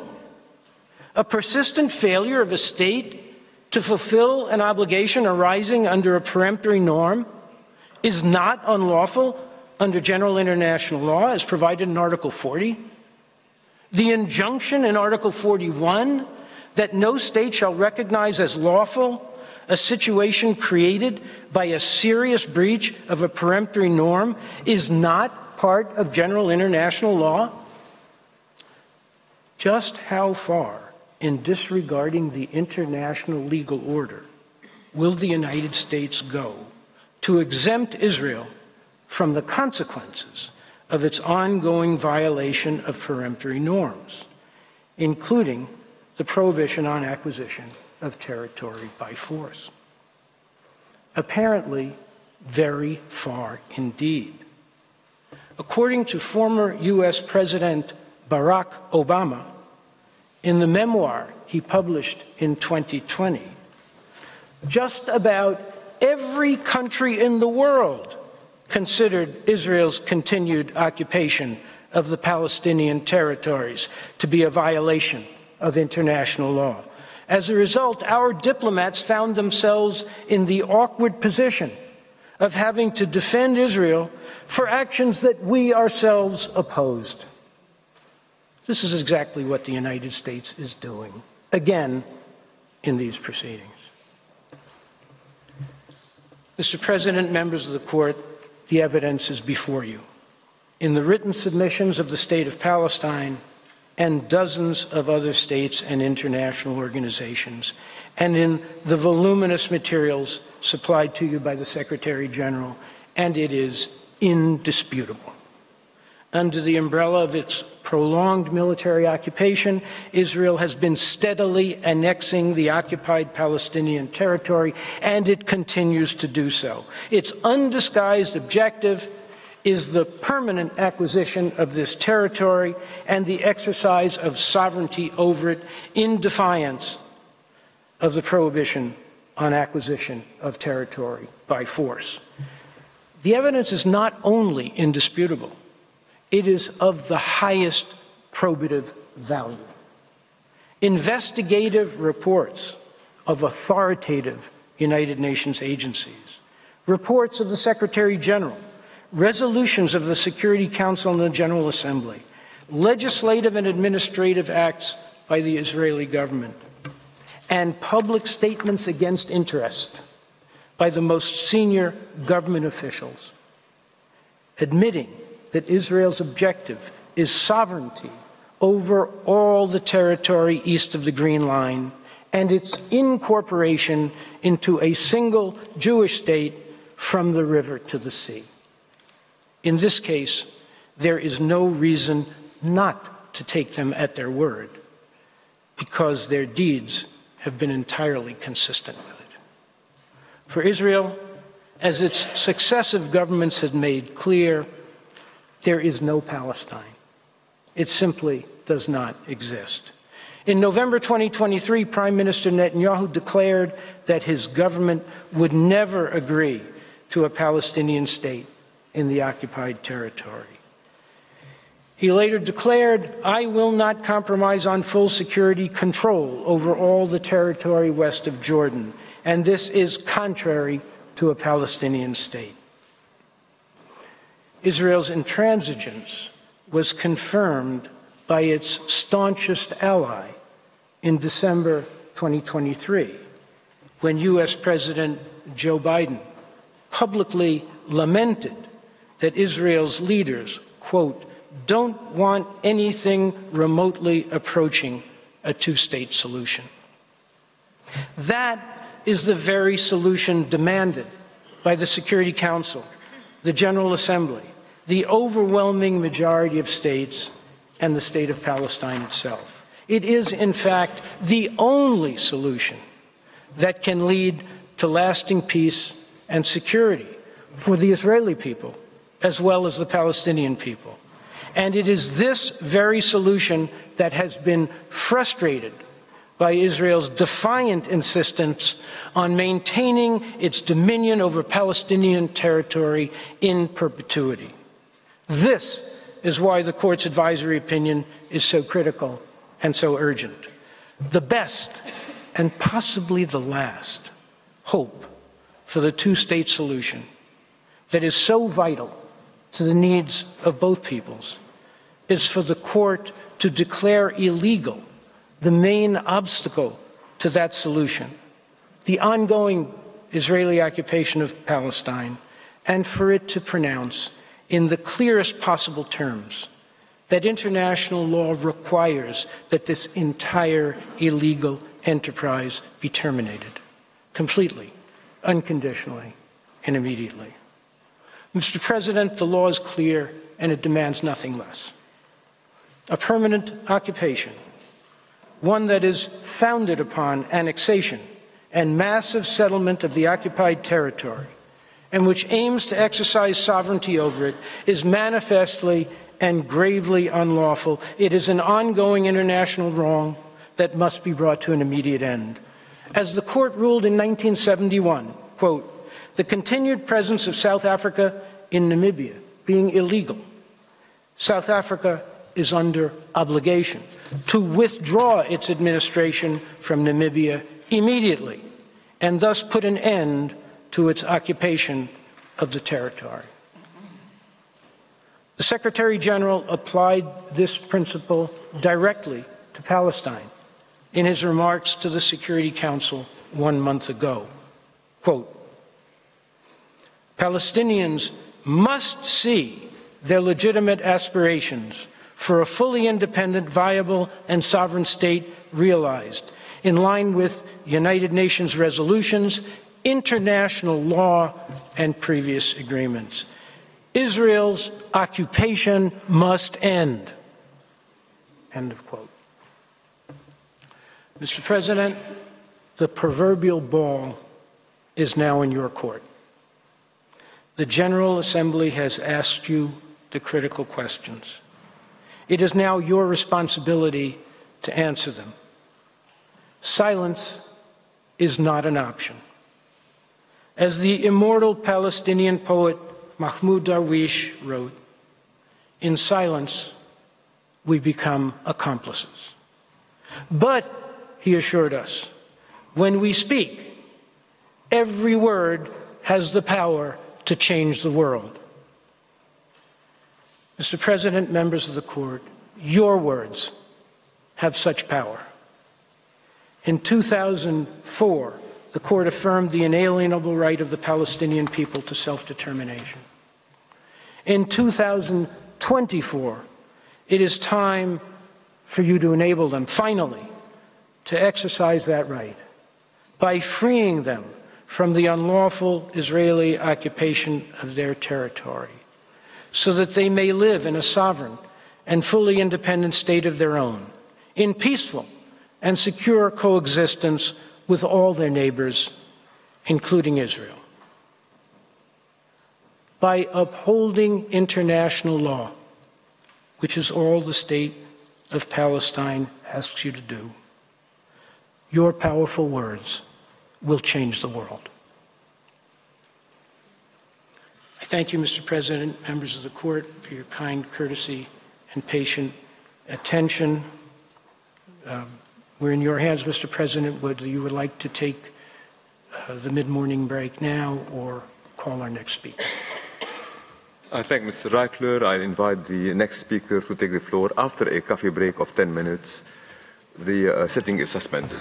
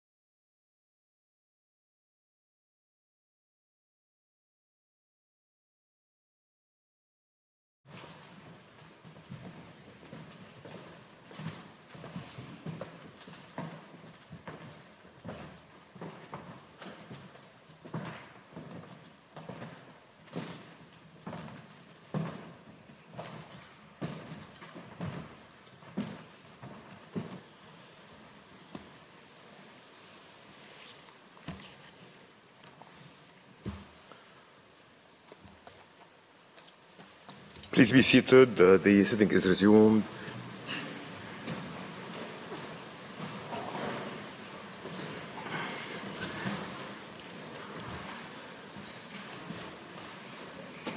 I shall give the floor now to Ms. Namira Nagam. You have the floor, Madam. Thank you, Mr. President. Mr. President, distinguished members of the court, it's an honor to appear before you on behalf of the State of Palestine to address Israel's racial discrimination, persecution, and apartheid against the Palestinian people. Starting from the Nakba of 1948 until now, Israel has adopted discriminatory legislation and measures by which it has established a deeply entrenched system of racial discrimination against Palestinians, subjugating them to Israeli domination and denying their fundamental rights. Discrimination against the Palestinian people is as integral to Israel's prolonged occupation as is the annexation and colonization of the Palestinian territory. They are inextricable parts of the same whole and feed off each other. The UN Special Rapporteur has explained, and I quote, "At the heart of the settler colonial project of Israel is a comprehensive dual legal and political system that provides comprehensive rights and living conditions for the Jewish Israeli settlers in the West Bank, including East Jerusalem, while imposing upon the Palestinians military rule and control without any of the basic protections of international humanitarian and human rights law," end of quote. In the OPT, Israeli civilian laws apply extraterritorially to illegal settlers, while draconian Israeli military laws apply to the Palestinian population on the sole basis of national or ethnic origin. Using a toolbox of population control and inhumane acts amounting to aggravated forms of racial discrimination, Israel restricts every aspect of Palestinians' life, from birth to death, resulting in manifest human rights violations and an overt system of repression and persecution. Treated as a burden and a demographic threat, Palestinians' rights to life, liberty, and their fundamental freedoms are systematically denied. In East Jerusalem, by revoking thousands of residential permits, Israel has transformed the Palestinians with deep ancestral roots into temporary residents who can lose that residency and the right to live in their city at any moment. Through indiscriminate killing, summary execution, mass arbitrary arrest, torture, forced displacement, settler violence, movement restrictions and blockades, Israel subjects Palestinians to inhumane life conditions and untold human indignities, affecting the fate of every man, woman, and child under its control. For Israel, Palestinians are by definition guilty. Hence, it comes as no surprise that the conviction rate for Palestinians held before Israeli military courts stands at 99%. In the words of the Special Rapporteur, and I quote, "Israel's all-encompassing criminalization shows that the military legislation, rather than safeguarding security, renders every single Palestinian potentially subject to imprisonment for ordinary acts of life," end of quote. By contrast, despite the call by the Security Council for Israel to disarm the settlers, their violence continues, aided and abetted by the Israeli government and military. This is part and parcel of this Israeli domination and discrimination enterprise.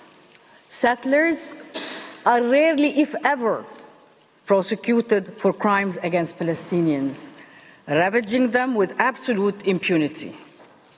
Even some states friendly to Israel have now decided to sanction some of the violent settlers themselves, as Israel fails to do so.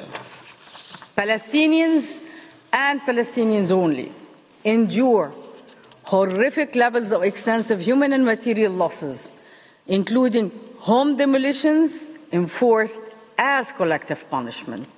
All of this has created a coercive environment that facilitates Israel's forcible displacement of Palestinians.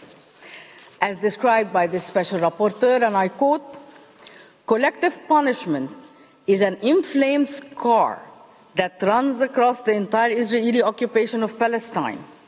Notwithstanding numerous resolutions, reports, and reminders critical of its use, Israel continues to rely upon collective punishment as a prominent instrument in its coercive toolbox of population control.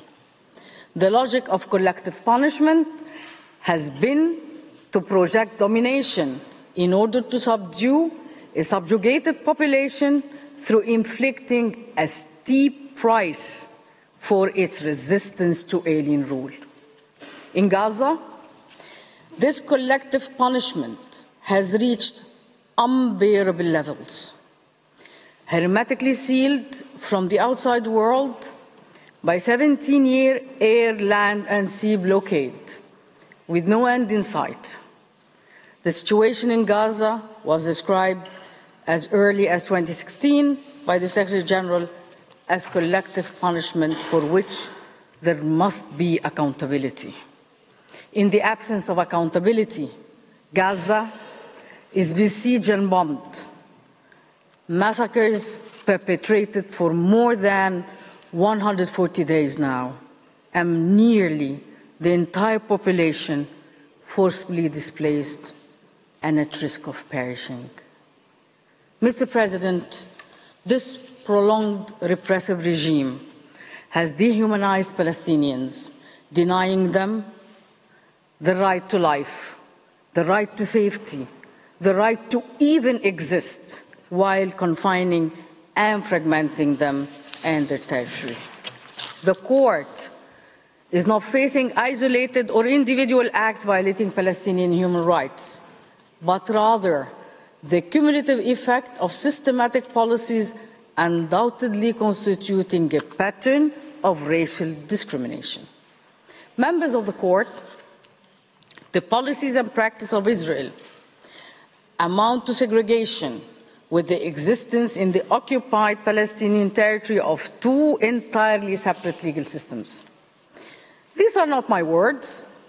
These are the words of the Committee on the Elimination of All Forms of Racial Discrimination, tasked by more than 180 states to fight the scourge of racial discrimination. Likewise, the UN International Commission of Inquiry has described the situation in the OPT as legal regime of segregation. When it comes to determining that a measure, policy, or practice disproportionately affects a group, this court attributes considerable weight to reports of several UN organs and monitoring bodies and to the constant practice of independent treaty bodies. The findings of independent treaty bodies are a fortiori to be ascribed great weight when their findings are shared by the UN General Assembly, the Human Rights Council, special rapporteurs, as well as by almost all the participants in the present proceedings. Members of the court, Israel's occupation has been replete with systematic exclusions and restrictions adopted with the purpose or effect of nullifying or impairing the recognition, enjoyment, or exercise on an equal footing of human rights.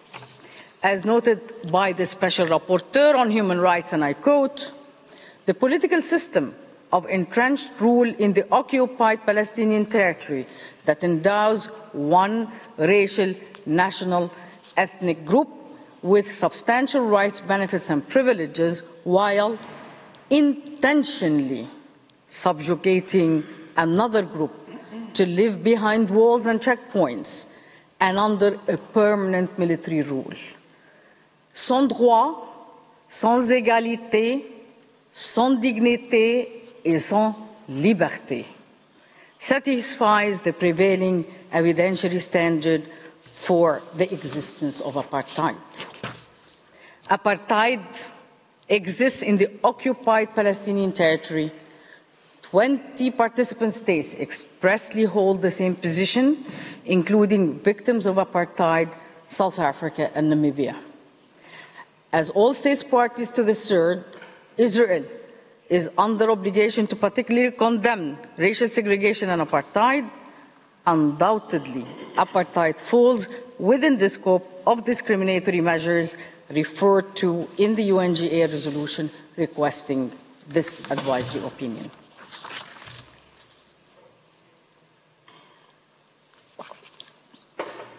This court, as early as 1971 in its Namibia opinion, also confirmed that apartheid amounts to a flagrant violation of the purposes and principles of the Charter. Further, the ILC has listed the prohibition of apartheid as a preemptory norm, permitting no derogation. Applying the definition of apartheid, which reflects customary law, in both the 1973 Convention on the Suppression and Punishment of the Crime of Apartheid and the 1998 Rome Statute of the International Criminal Court, Israel's policies and practices in the OPT meet the evidentiary standards for the existence of apartheid. First, the existence of two or more different racial groups is present. International law determines racial groups by the subjective perception of the group that it has a separate identity. Judged by this standard, two distinct separate racial groups coexist in Palestine, namely the indigenous Palestinian population and Israeli Jews. Second, the establishment of an institutionalized regime of systematic oppression and domination by one racial group over another undoubtedly exists. As evidenced in the State of Palestine's written statement, Israel has in purpose and in effect elaborated through laws, military courts, violence, discriminatory zoning and planning, and collective punishment a system to subjugate Palestinians. They are confined in space and rights. They travel on segregated roads, a phenomena that even apartheid South Africa never knew. Third, the commission of inhumane acts is endemic. Israel subjects the Palestinians at unprecedented levels to inhumane acts as defined by these two conventions. Such inhumane acts include murder, forcible population transfer, massive arbitrary arrest, imprisonment, and torture. And while the occupation continues, they are becoming more egregious every year. Finally, the inhumane acts are committed with the purpose of maintaining the apartheid regime, and by it, maintaining permanently Israel's illegal occupation of Palestinian territory. As was shown by Mr. Reichler, the statements of Israel's highest government officials evincing Israel's determination to dislocate the Palestinian population, annex its territory, and maintain its system of colonial settlement all attest to Israel's intention to maintain an apartheid-based occupation regime permanently. In July 2014, Israel's then Minister of Justice declared, and I quote, "What's so horrifying about understanding that the entire Palestinian population is the enemy? They are all enemy combatants, and their blood shall be on all their heads. They should go, as should the physical homes in which they raised the snakes. Otherwise, more little snakes will be raised there. End of quote. Tragically, this is just one of the many dehumanizing descriptions by Israeli officials of Palestinian children. Snakes. Snakes, Mr. President. For all the above reasons, the State of Palestine requests the court to declare that Israel's discriminatory practices against the Palestinian people are tantamount to apartheid, which this court defined in its 1971 advisory opinion on Namibia as distinctions, exclusions, restrictions, and limitations exclusively based on grounds of race, color or descent, or national or ethnic origin, which constitute a denial of fundamental human rights. This actually reflects the Palestinian reality. Mr. President, members of the court, 47 United Nations experts have declared that if the occupation is not brought to an end, and I quote, what would be left of the West Bank would be a Palestinian Bantustan, islands of disconnected land completely surrounded by Israel and with no territorial connection to the outside world, and would be the crystallization of an already unjust reality. Two peoples living in the same space, ruled by the same state, but with profoundly unequal rights. This is a vision of a 21st century apartheid. This is apartheid. The Palestinian population in Israel stands at 20%. Hence, Israel's discriminatory treatment of Palestinians must be viewed in its totality. As Palestine and other participants demonstrated in their written statements, the system of racial discrimination extends to all areas between the Mediterranean Sea and the Jordan River. Furthermore, Palestine, Namibia, and South Africa, together with a myriad of public figures, legal scholars, NGOs, concur that such discriminatory treatment amounts to apartheid. Even some Israeli officials admitted it. Although it might not be clear to the naked eye, by Israeli law, Jewish citizens of any country who have never been to Israel can automatically gain Israeli citizenship. Yet, Palestinians, refugees, who have spent their entire lives in forced exile and in refugee camps are barred forever from returning to their homelands. Unfortunately, time won't allow me to expose the full extent of Israel's discriminatory laws, but I would only highlight that Israel has an extensive set of laws discriminating against Palestinians in every aspect of life. This was not left unnoticed by CERD, which noted that the practice of segregation between Jewish and non-Jewish communities continues to be applied in Israel proper. A one-state reality of unequal rights, consolidating segregation and apartheid against Palestinians, is reflected in the inherently discriminatory character of the 2018 Basic Law, Israel, the nation-state of the Jewish people. Under this law, exercising the right to national self-determination in the State of Israel is unique to the Jewish people. Developing Jewish settlements became an Israeli national value, not only in the occupied West Bank and the Syrian Golan, but even in Israel. And I ask where? On which lands? The answer is on the lands where Palestinian citizens of Israel live, especially in the Galilee and the Naqab. An exclusive right of one group and complete denial of the rights of another. From the Jordan River to the Mediterranean Sea, if this is not apartheid, what is? Israel's measures, policies and practices against the Palestinian people are no less pervasive in their reach or less pernicious in their consequences than the institutionalized racial discrimination and segregation that existed in South Africa. And just like in 1971, the international community relies on this court to play its own genuine role to bring about an end to this glaring injustice.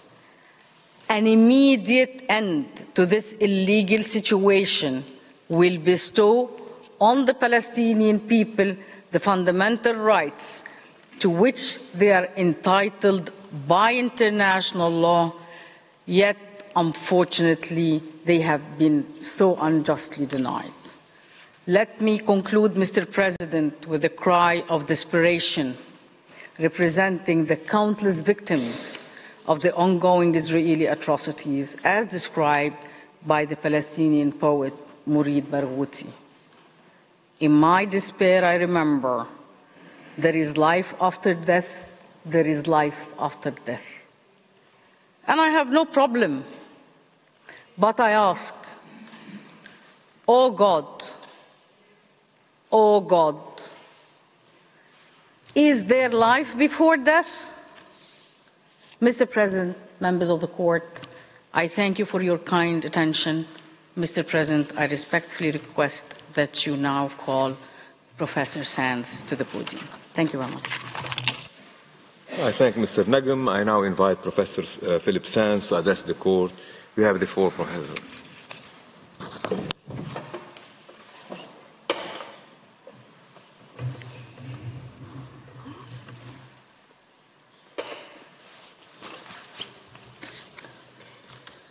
Monsieur le Président, Mesdames et Messieurs les membres de la Cour, j'ai l'honneur de m'adresser à vous ce matin au sujet du droit du peuple palestinien à l'autodétermination, de la privation prolongée de ce droit inaliénable et de sa quête permanente pour l'exercer pleinement.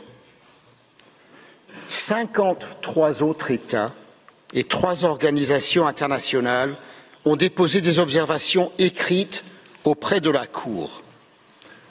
Aucun d'entre eux, aucun, même pas Israël, n'a soutenu que le peuple palestinien n'a pas le droit à l'autodétermination en vertu du droit international. Mr. President, the written statements before you offer no discordant note to the 3 core propositions the State of Palestine advances in these proceedings. First, the Palestinians are a distinct people. Second, as such, they enjoy the very same rights as every other people, including that most foundational of rights, namely the right to self-determination, to decide for themselves how they will live and organize politically, socially, economically, in accordance with and subject to international law.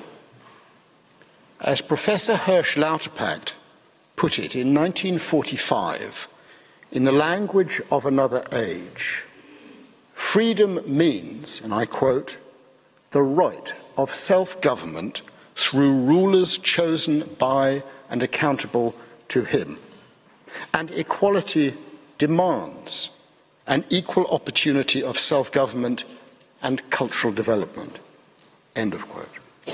Third, the Palestinian people's right to self-determination has real and practical consequences. It is not an empty slogan.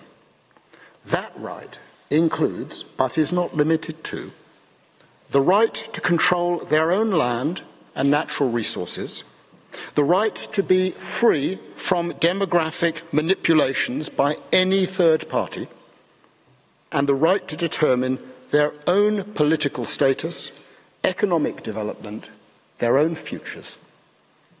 Mr. President, members of the Court, there is no dispute as to the right of self-determination of the Palestinian people. It has never been an issue, not since the time of the Mandate. And this Court made that clear 2 decades ago in its opinion in the War case, when it said loud and clear, the existence of a Palestinian people is no longer an issue. What is before this Court now is the ability of the Palestinian people to exercise that right, and Israel's systematic and prolonged violation of that right. What does the right to self-determination mean in practice? How has Israel violated it? And what are the consequences of those violations? Mr. President, members of the Court, in its written statement, the State of Palestine explained that the right to self-determination comprises 4 specific components. First, the right to territorial integrity. Second, the right not to be subjected to demographic manipulations within that territory by a foreign power. Third, the right to exercise permanent sovereignty over its natural resources. And fourth, the right to be able to pursue its chosen economic, social, and cultural development. The prolonged occupation, colonization, and purported annexation by Israel of Palestinian territory, with all the discriminatory and other unlawful acts, have and continue to deprive the Palestinian people of each of these 4 distinct components. Let me start with the right to territorial integrity, so recently recognized and given effect by the Court in its advisory opinion on Chagos, and endorsed by an overwhelming majority by the General Assembly of the United Nations. This implements Resolutions 1514 and 2625. Yet Israel has clearly violated the territorial integrity of the occupied Palestinian territories through over more than half a century of belligerent occupation. As Mr. Reichler has described, it has purportedly annexed Jerusalem and the West Bank, and it has established hundreds of settlements populated by more than 700,000 settlers regarded as a permanent part of Israel. It has extended the wall that this Court found to be illegal in 2004. It has confined Palestinians to enclaves. It has severed Jerusalem. It has restricted Palestinian rights of entry from the rest of the OPT. It has transformed the Gaza Strip into an impoverished enclave, a besieged, bombarded community severed from the West Bank and East Jerusalem. Its leaders have declared that Israel will be sovereign over all the land between the Jordan River and the Mediterranean Sea, and it has made this formal government policy. What's the consequence of this? It is the acquisition of territory by force. It is the reduction and fragmentation, as you have seen, of the territory left for the Palestinians. And this is a manifest violation of Palestine's territorial integrity, its unity, its contiguity, which are core elements of the right to self-determination. The General Assembly, the Security Council, the Human Rights Council have repeatedly called for the preservation of Palestine's territorial integrity and condemned Israel's acts as a violation of the right of the Palestinian people to exercise their self-determination. And so we urge the Court to declare Israel's 56-year occupation to be unlawful, to confirm, to take the words of your recent opinion in the Chagos case, that Israel is under an obligation to bring its presence on the territory of Palestine to an end and to do so as rapidly as possible. Mr. President, members of the Court, I turn to the right not to be subjected to demographic manipulation. The Palestinian people, as you've heard and are aware, have been subject to a century of dispossession and displacement in manifest violation of their right to self-determination. This is in two ways. First, the forcible displacement undermines the integrity of the people, as the Court has confirmed in the Wall and Chagos opinions. Between 1947 and 1949, during the Nakba, between 750,000 and 900,000 Palestinians were forcibly displaced. In 1967, a further 400,000 were forcibly displaced. Refugees are prevented from being able to return, and forcible displacements continue today. Entire communities in the West Bank, including East Jerusalem, and now before our very eyes on a daily basis across the entirety of Gaza. Second, transferring another people into the territory of Palestine is contrary to international law. It undermines the exercise by Palestine of its right to self-determination. Yet Israel declares that hundreds of thousands of unlawful settlers will somehow remain there permanently and forever. This is a demographic manipulation of the highest order. It is grave, it continues, it violates the right of self-determination. The law requires that such actions must end forthwith. Mr. President, members of the Court, the third aspect is the right to exercise permanent sovereignty over natural resources, as recognised by Article 1 of the two international covenants and by so many UN bodies. The resources include land, fresh water, agricultural and mineral resources, including hydrocarbons.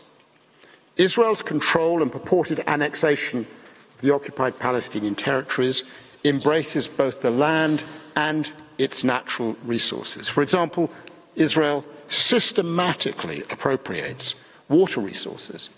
In the West Bank alone, the United Nations has documented prohibitions on Palestinians drawing waters from the River Jordan and grossly inequitable allocations of vital groundwaters as between Israelis and Palestinians. Israel pillages rock quarries.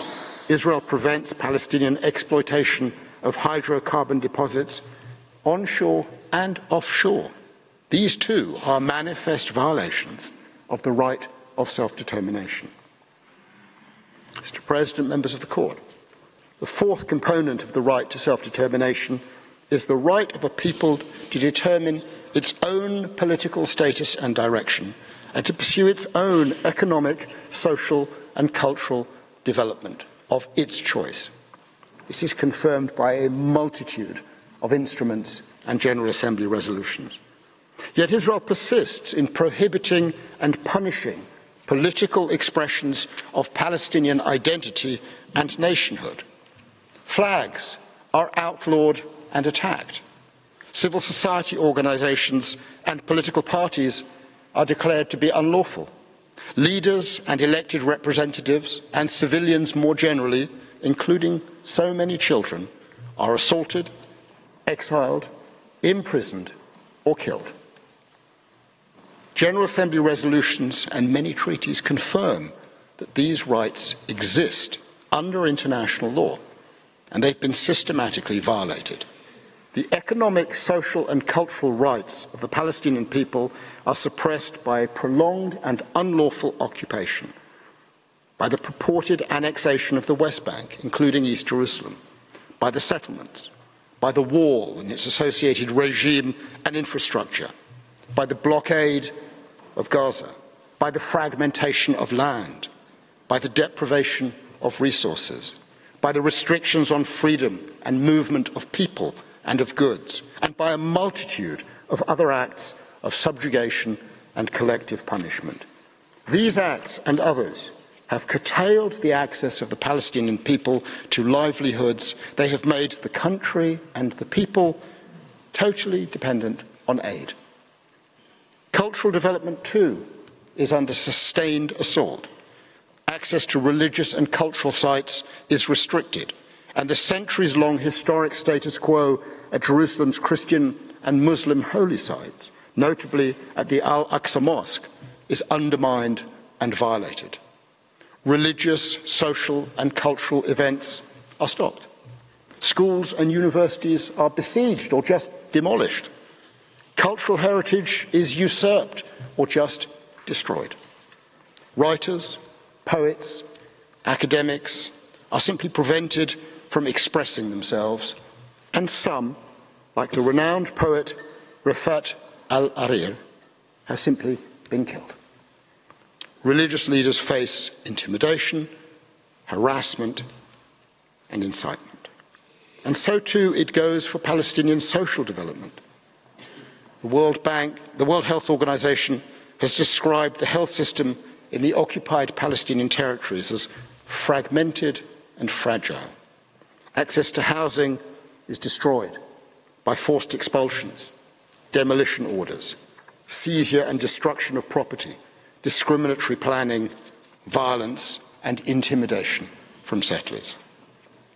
In the Gaza Strip, the economic, social and cultural life of the Palestinian people has been decimated.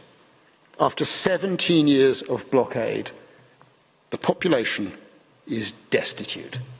It is subjected to destruction on an industrial scale, now utterly dependent on humanitarian aid merely to exist. This continuing military assault today shocks the conscience of the world. Is it consistent with the right of self-determination, Mr. President? One only has to ask the question to see how it answers itself. The violence and restrictions imposed on Palestinians impact every aspect of Palestinian life. That's UNCTAD reporting in March 2003. And of course today the situation is even more grave.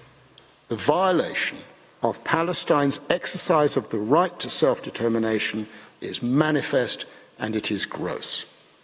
In summary, Israel has arrogated to itself the right to decide who owns Palestinian land, who may live on it, and how it is to be used. On Israel's approach, it decides on the use of resources and allocations of benefits. On Israel's approach, it decides whether Palestinians remain or return.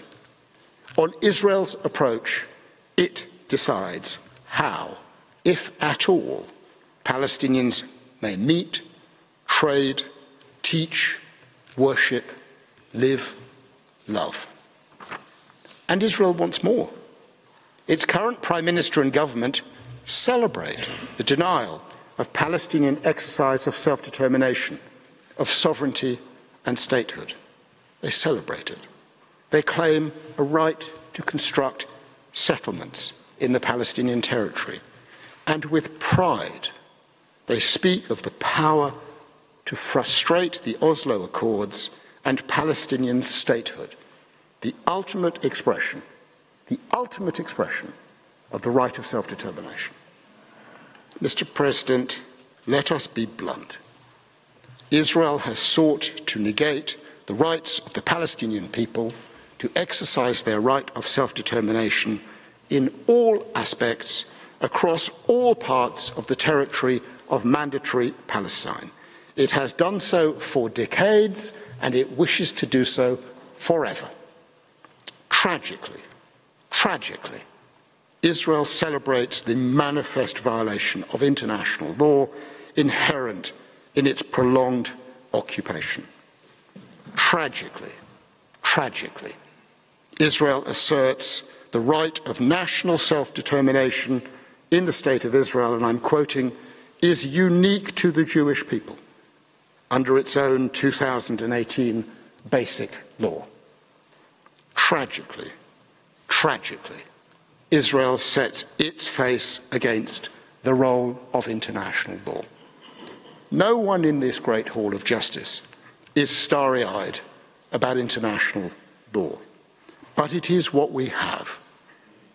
And it is your role as judges of this court, the principal judicial organ of the United Nations, to affirm the place and the power of international law, to confirm the illegality of the occupation, to make clear that Palestine, in all respects, meets the criteria of statehood under international law, with all the rights and responsibilities that implies. Mr. President, members of the Court, the existence and exercise of the right to self-determination are not conditional. The right is a peremptory right.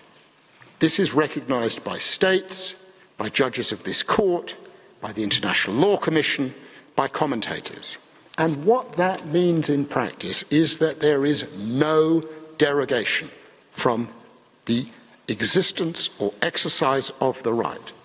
In Chagos, the court confirmed that Resolution 1514, which recognises self-determination, must be exercised without any conditions or reservations, reflects customary general international law.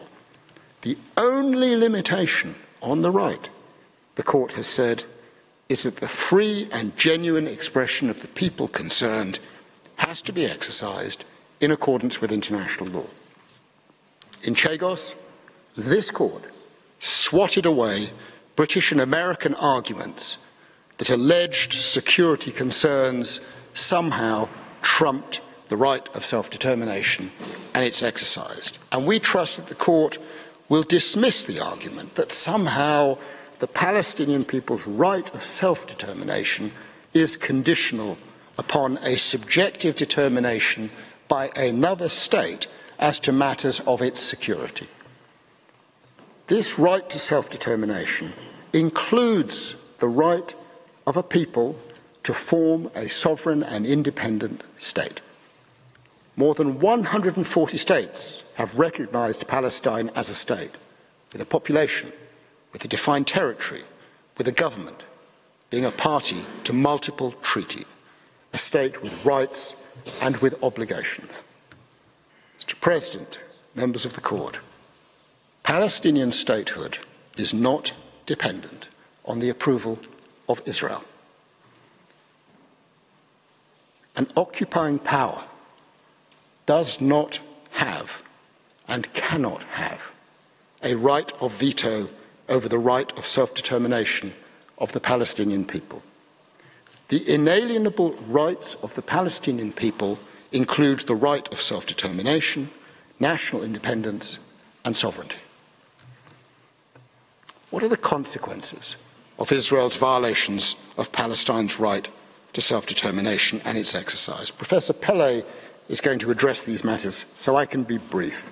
As the purpose and effect of the occupation is the denial of the right of self-determination and the prevention, let's be frank, of the solution called for by the Security Council, the General Assembly, and the vast majority of states of our world, premised on the existence of the two-state solution, the occupation is illegal and must be brought to an immediate, unconditional, and total end.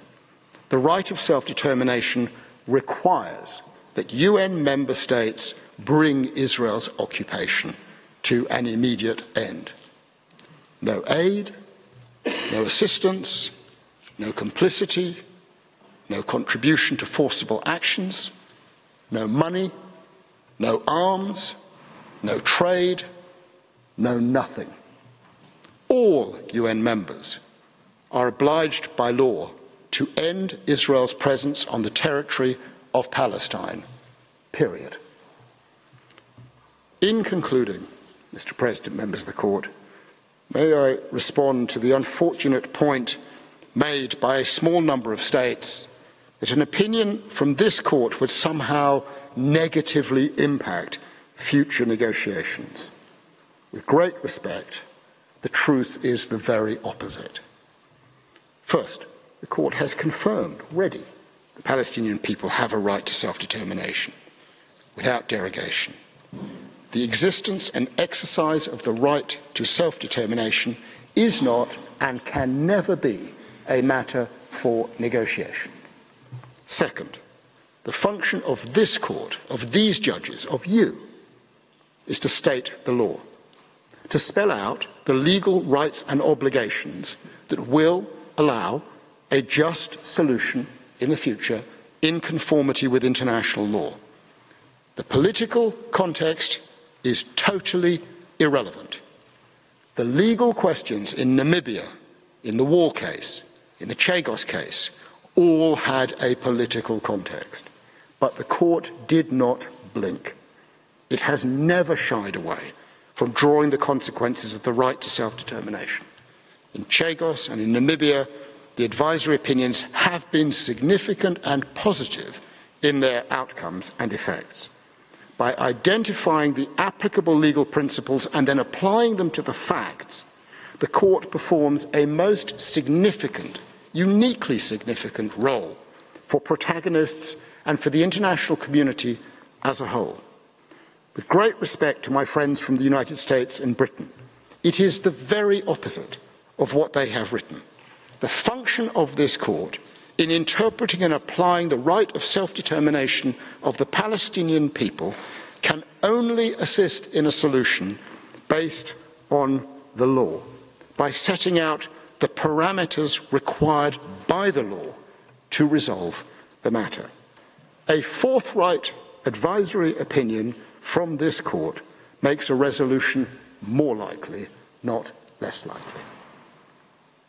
Mr. President, in 1945, Professor Hirsch Lauterpacht wrote that self-determination is an enlightened and beneficent ideal to which the formation of states must conform if both justice and the peace of the world are to be secured. That is the beating heart of self-determination. The idea that a people must be able to determine for themselves their lives and their futures. And Hirsch Lauterpacht personally knew of what he spoke. And we know that he was right. Israel's actions, as you have heard already today and will hear in the coming days, are manifest, grave and continuing violations of the right of which Lauterpacht spoke. And we invite this court to so declare, to help bring to an end this affront, to allow the Palestinian people to determine the conditions under which they will live in their territory, under their government, under the law, and to do so fully and to do so forthwith. That's what international law requires, no more and no less. Mr. President, I thank you for your kind attention, and I invite you to call Professor Pele to the bar. I thank Professor Sands. I now invite Professor Pele to address the court. Vous avez la parole, Monsieur le Professeur.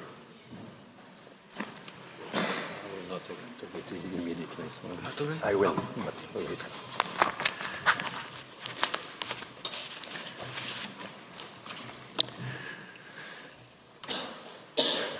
Monsieur le Président, Mesdames et Messieurs les juges, mes collègues ont résumé dans le temps limité qui leur était imparti les principaux faits internationalement illicites qui sont attribuables à Israël. Ils ont été plus longuement et précisément décrits, non seulement dans les observations écrites de l'État de Palestine, mais aussi dans celles de la très grande majorité des 56 autres États et organisations internationales qui ont pris part à la procédure écrite. Il m'appartient de récapituler tout aussi brièvement, non pas ces graves violations elles-mêmes, mais les conséquences juridiques qui en découlent. Ces conséquences sont l'objet même des deux questions posées à la Cour par l'Assemblée générale, puisque l'une et l'autre portent sur les conséquences juridiques, justement, de l'occupation prolongée des territoires palestiniens. Même si je me bornais à commenter la seule liste des diverses conséquences découlant des faits internationalement illicites dont Israël est responsable, je dépasserais considérablement le temps dont je dispose. Aussi me permettrai-je, mesdames et messieurs de la Cour, de vous renvoyer au passage de nos observations écrites et de celles de la plupart des États et organisations internationales participant à la procédure, qui énumèrent ces conséquences de manière particulièrement soigneuse et pertinente. Les références seront reproduites par les soins diligents du greffe dans les comptes rendus de cette audience et figurent également dans le tableau synthétique figurant à l'onglet synthétique mais long, figurant à l'onglet 6.1 de vos dossiers, dont je redirai quelques mots dans un instant. Ces énumérations appellent plusieurs remarques générales et préalables. En premier lieu, comme l'ont souligné les participants à la procédure écrite, sur ce point unanime, les conséquences juridiques résultant pour Israël de ces violations des règles applicables sont, au premier chef, celles codifiées par les articles 29 à 37 du projet de la CDI de 2001 sur la responsabilité de l'État. Il s'agit bien sûr de la réparation intégrale des dommages causés par les actions ou omissions d'Israël, mais aussi de leur cessation, inséparable du devoir d'exécuter les obligations violées, et de l'obligation d'offrir des garanties de non-répétition. Un autre point, sur lequel il existe aussi un très large consensus, tient à la nature des obligations violées. D'une manière générale, les participants à la procédure considèrent qu'il s'agit de violations graves par Israël, d'obligations découlant de normes impératives du droit international général dont la définition et les conséquences sont partiellement codifiées par les articles 40 et 41 des articles de la CDI. Et tel est principalement le cas de l'interdiction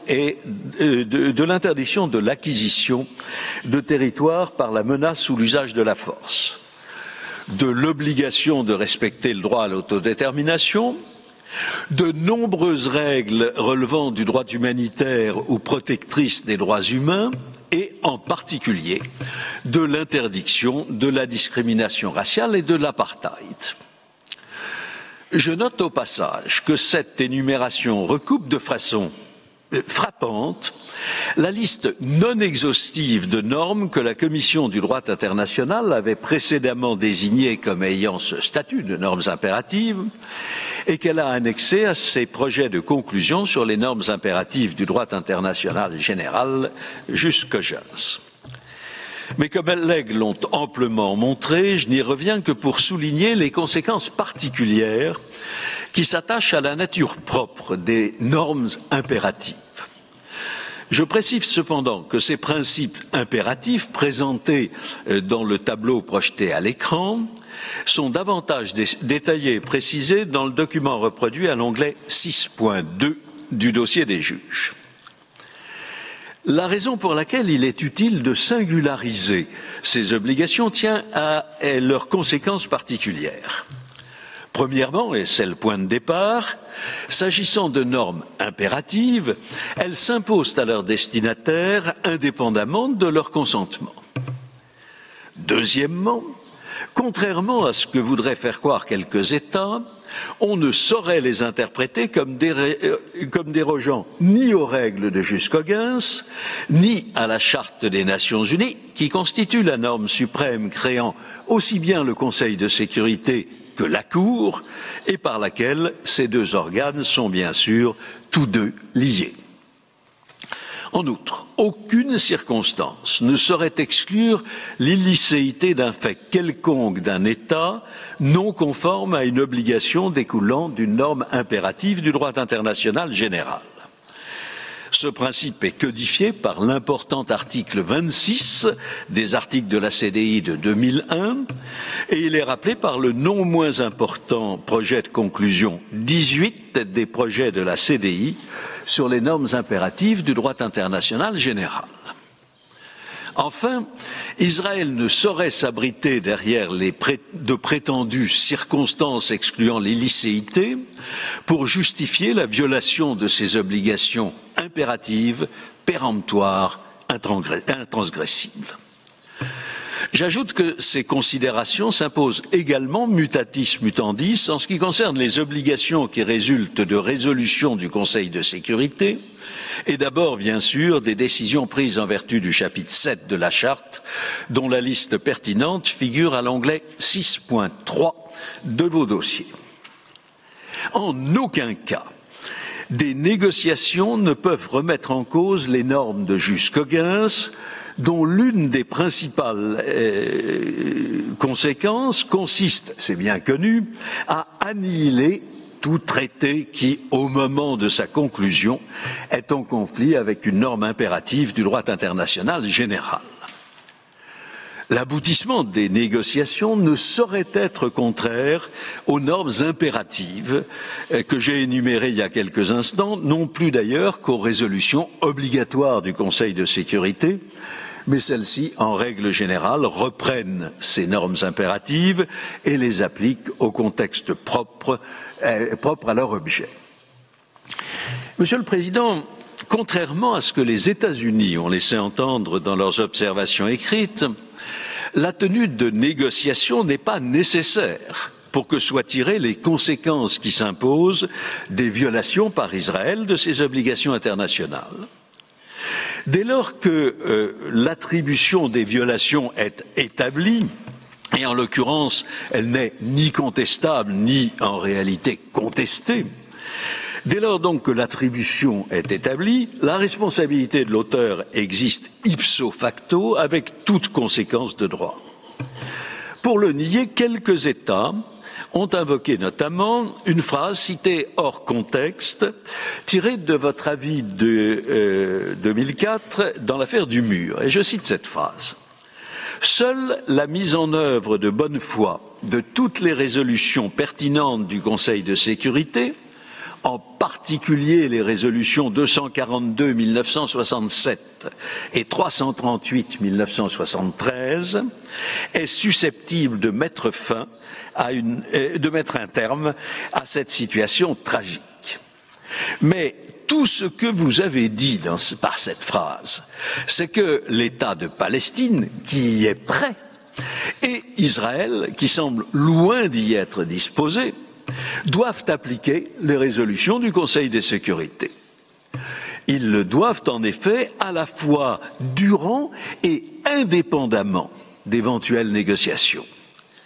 Et dans l'avis sur le mur, justement, vous n'avez nullement considéré que le prétendu cadre de négociation vous empêchait de vous prononcer sur les conséquences juridiques de son édification illicite. J'ajoute que ni la résolution 242, ni la résolution 338 ne portent directement sur la responsabilité d'Israël pour ses pratiques et politiques à l'encontre du peuple palestinien.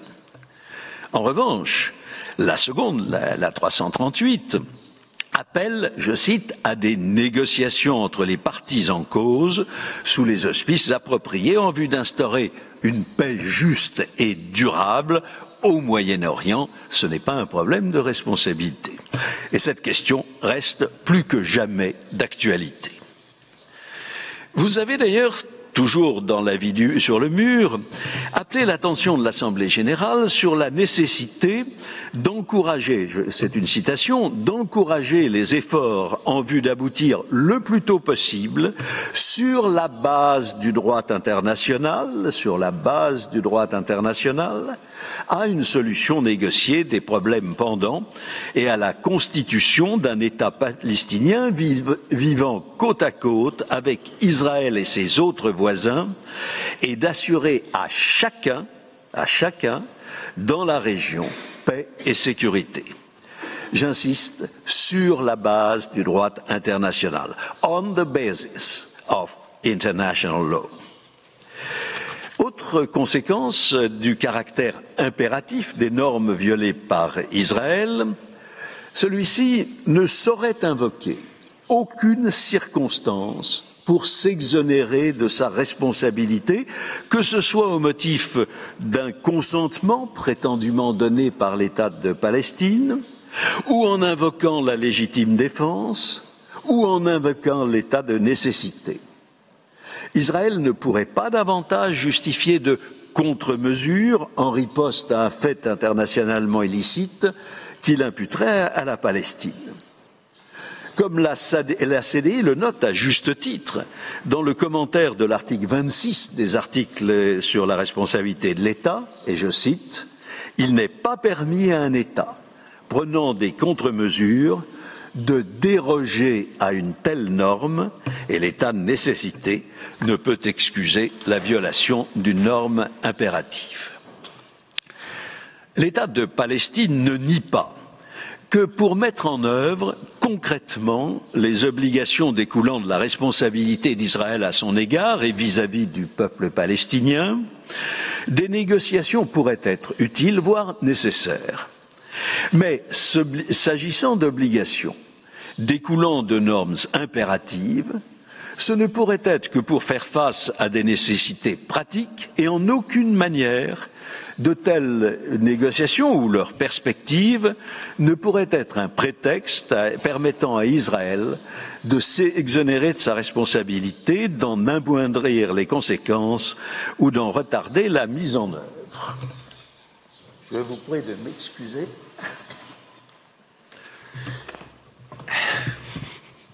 Well, yeah, thank you. Yes, thank you. I apologize. Mesdames et messieurs de la Cour, comme l'ont souligné non seulement l'État de Palestine, mais aussi un grand nombre d'autres participants à la procédure écrite, les obligations qui incombent à Israël de tirer les conséquences juridiques des faits internationalement illicites dont il est responsable sont inconditionnelles et d'effet immédiat. Tel est le cas s'agissant de l'obligation de mettre fin immédiatement et inconditionnellement et complètement à l'occupation du territoire palestinien, y compris Jérusalem-Est, occupation maintenue depuis durant près de 5... Oui, un petit peu, a little bit more, yes. OK. De l'obligation de mettre fin, je disais, immédiatement et conditionnellement et complètement à l'occupation du territoire palestinien, y compris Jérusalem-Est, occupation maintenue durant près de 57 ans, en violation notamment de l'interdiction de l'acquisition de territoires par la menace ou le recours à la force, en violation du droit à l'autodétermination du peuple palestinien, en violation de la prohibition de la discrimination raciale et de l'apartheid et des principes fondamentaux protecteurs des droits de la personne humaine et du droit humanitaire. C'est aussi le cas de l'obligation de mettre à néant l'ensemble des textes législatifs ou réglementaires visant à annexer Jérusalem-Est ou une partie, quelle qu'elle soit, du territoire de l'État de Palestine au mépris de son intégrité territoriale, ainsi que ceux organisant l'exploitation de ses ressources naturelles. C'est le cas de l'obligation d'en finir avec la politique d'apartheid et de discrimination raciale dont le peuple palestinien est victime dans son ensemble, tant dans les territoires occupés qu'en Israël. C'est le cas de l'obligation de révoquer toutes les mesures visant à modifier la composition démographique des territoires occupés, y compris Jérusalem, et le statut des lieux saints. Et dans le même esprit de l'interdiction d'établir des missions diplomatiques à Jérusalem. Il en va aussi de l'obligation de démanteler les colonies de peuplement dans les territoires occupés, ou de l'obligation d'assurer le retour des Palestiniens expulsés d'Israël et du territoire palestinien occupé et de leurs descendants, et de restituer les propriétés confisquées, qu'il s'agisse de biens immobiliers ou mobiliers, à leurs propriétaires palestiniens et de leur assurer une indemnisation appropriée. ou encore de l'obligation de rechercher, de poursuivre et de punir les auteurs de crimes de guerre, de crimes contre l'humanité, dont l'apartheid, ou de génocide, ou d'autres violations graves des droits de la personne humaine. Je me permets de vous renvoyer à nouveau, mesdames et messieurs les juges, au tableau qui figure à l'onglet 6.1 de vos dossiers et qui synthétise, à partir des réponses tant de l'État de Palestine que de plusieurs autres participants à la procédure, les conséquences juridiques sur lesquelles vous êtes appelés à vous prononcer. Monsieur le Président, les obligations secondaires, si on veut, que j'ai énumérées jusqu'à présent, sont la conséquence des pratiques et politiques d'Israël menées en violation grave et persistante d'obligations découlant de normes impératives du droit international général et d'abord de son occupation illicite et de la négation du droit du peuple palestinien à l'autodétermination qui sont la source de tous les autres maux. En s'acquittant effectivement et rapidement de ces obligations, Israël procéderait en partie au moins au rétablissement de la situation qui existait avant que le fait illicite ne soit commis, sans que cela suffise néanmoins à réparer les immenses préjudices causés au peuple palestinien depuis la Nakba de 1948. Dans la mesure où ce dommage ne peut être réparé par la restitution, Israël doit s'acquitter de deux autres obligations. Conformément aux principes codifiés par les articles 34, 36 et 37 des articles de 2001, il est tenu de procéder à l'indemnisation des victimes de ces agissements et de donner satisfaction en réparation du préjudice causé par ces faits internationalement illicites sous forme de reconnaissance des violations, d'expression de regrets, d'excuses formelles ou selon toute autre modalité appropriée. Je ne m'étendrai pas sur l'indemnisation, sauf à rappeler que la réparation doit être intégrale et qu'elle est essentielle pour les Palestiniens, victimes directes des exactions israéliennes, notamment du fait du non-respect des droits humains et du droit humanitaire, et en particulier de la, je cite, Convention de Genève relative à la protection des personnes civiles en temps de guerre du 12 août 1949, applicable à tous les territoires arabes occupés par Israël depuis 1976. C'est la résolution 484-1980 du Conseil de sécurité. Mais dans le cadre de la présente procédure, vous ne pouvez guère, mesdames et messieurs les juges, qu'en poser le principe sans déterminer les montants des indemnisations. En revanche, vous pouvez vous montrer plus précis en ce qui concerne la satisfaction que l'État de Palestine est en droit d'attendre de la part d'Israël, notamment parce que le Conseil de sécurité et l'Assemblée générale ont fait des constatations expresses et juridiquement obligatoires à cet égard. Dans cet esprit, le Conseil de sécurité a évoqué dès 1967, je cite, la reconnaissance de la souveraineté, de l'intégrité territoriale et de l'indépendance politique de chaque État de la région. Cet appel lancé à Israël est resté sans effet, mais aurait dû et devrait plus que jamais inciter les États qui ne l'ont pas fait à suivre l'exemple des 145 pays qui ont déjà reconnu l'État de Palestine. Dans cette même résolution, le Conseil appelle, je cite à nouveau, à garantir l'inviolabilité territoriale et l'indépendance politique de chaque État de la région. Chaque État, cela comprend désormais indiscutablement l'État de Palestine. Ces décisions, car il s'agit de décisions obligatoires, ont été réitérées à maintes reprises depuis lors, notamment par l'importante résolution 2334 du Conseil de sécurité du 23 décembre 2016, qui présente un intérêt tout particulier et que nous avons fait figurer pour votre commodité dans l'onglet 6.4 du dossier des juges. Israël n'y a pas davantage prêté attention. Monsieur le Président, s'il existe une situation dans laquelle les assurances et garanties de non-répétition envisagées par l'article 30 des articles de la CDI s'imposent, c'est bien celle qui nous occupe. Depuis presque 57 ans, malgré les appels répétés de l'Assemblée générale et du Conseil de sécurité des Nations unies et de nombreuses autres organisations internationales, gouvernementales ou non, Israël s'en est obstinément tenu à sa politique d'oppression et de discrimination contre le peuple palestinien, au mépris des principes les plus fondamentaux du droit international, et a, par ses pratiques, continuellement aggravé la situation avec l'objectif non dissimulé de rendre impossible la réalisation du droit du peuple palestinien à l'autodétermination.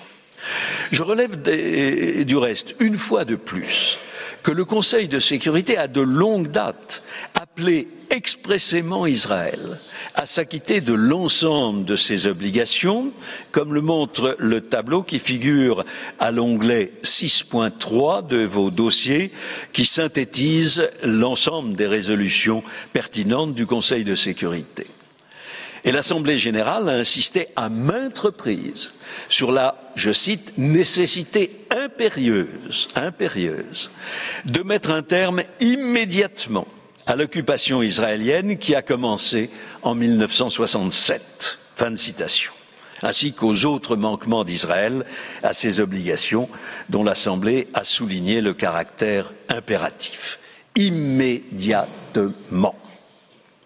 Monsieur le Président, outre l'impossibilité juridique pour la Palestine de renoncer à exiger d'Israël le respect de ses obligations impératives, le caractère coguince de celles-ci et la gravité de leur violation par Israël ont d'importantes conséquences vis-à-vis des États tiers.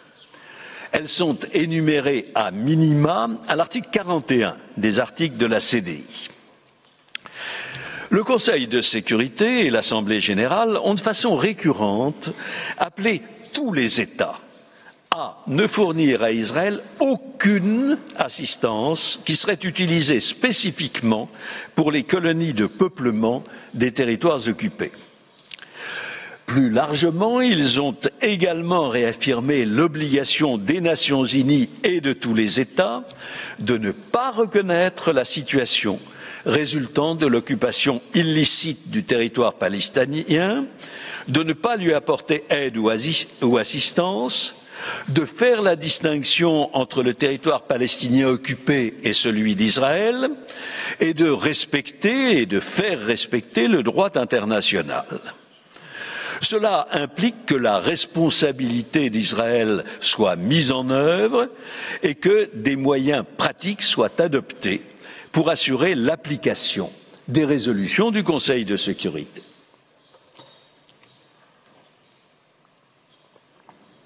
Excusez-moi. Monsieur le Président, les principes énoncés à l'article 41 décrivent certaines des conséquences indispensables, essentielles, de toute violation grave d'obligations découlant de normes impératives du droit international. De telles normes sont rares, certes, mais Israël a gravement et systématiquement violé la plupart d'entre elles et persiste à les violer. Il doit en assumer les conséquences et il appartient à la Cour de les lui rappeler et d'en préciser le contenu au regard des faits de l'espèce. Ici encore, par manque de temps et parce que iterare adem omnia diabolicum, je vous prie de bien vouloir vous reporter au paragraphe pertinent de nos observations et de nos commentaires écrits.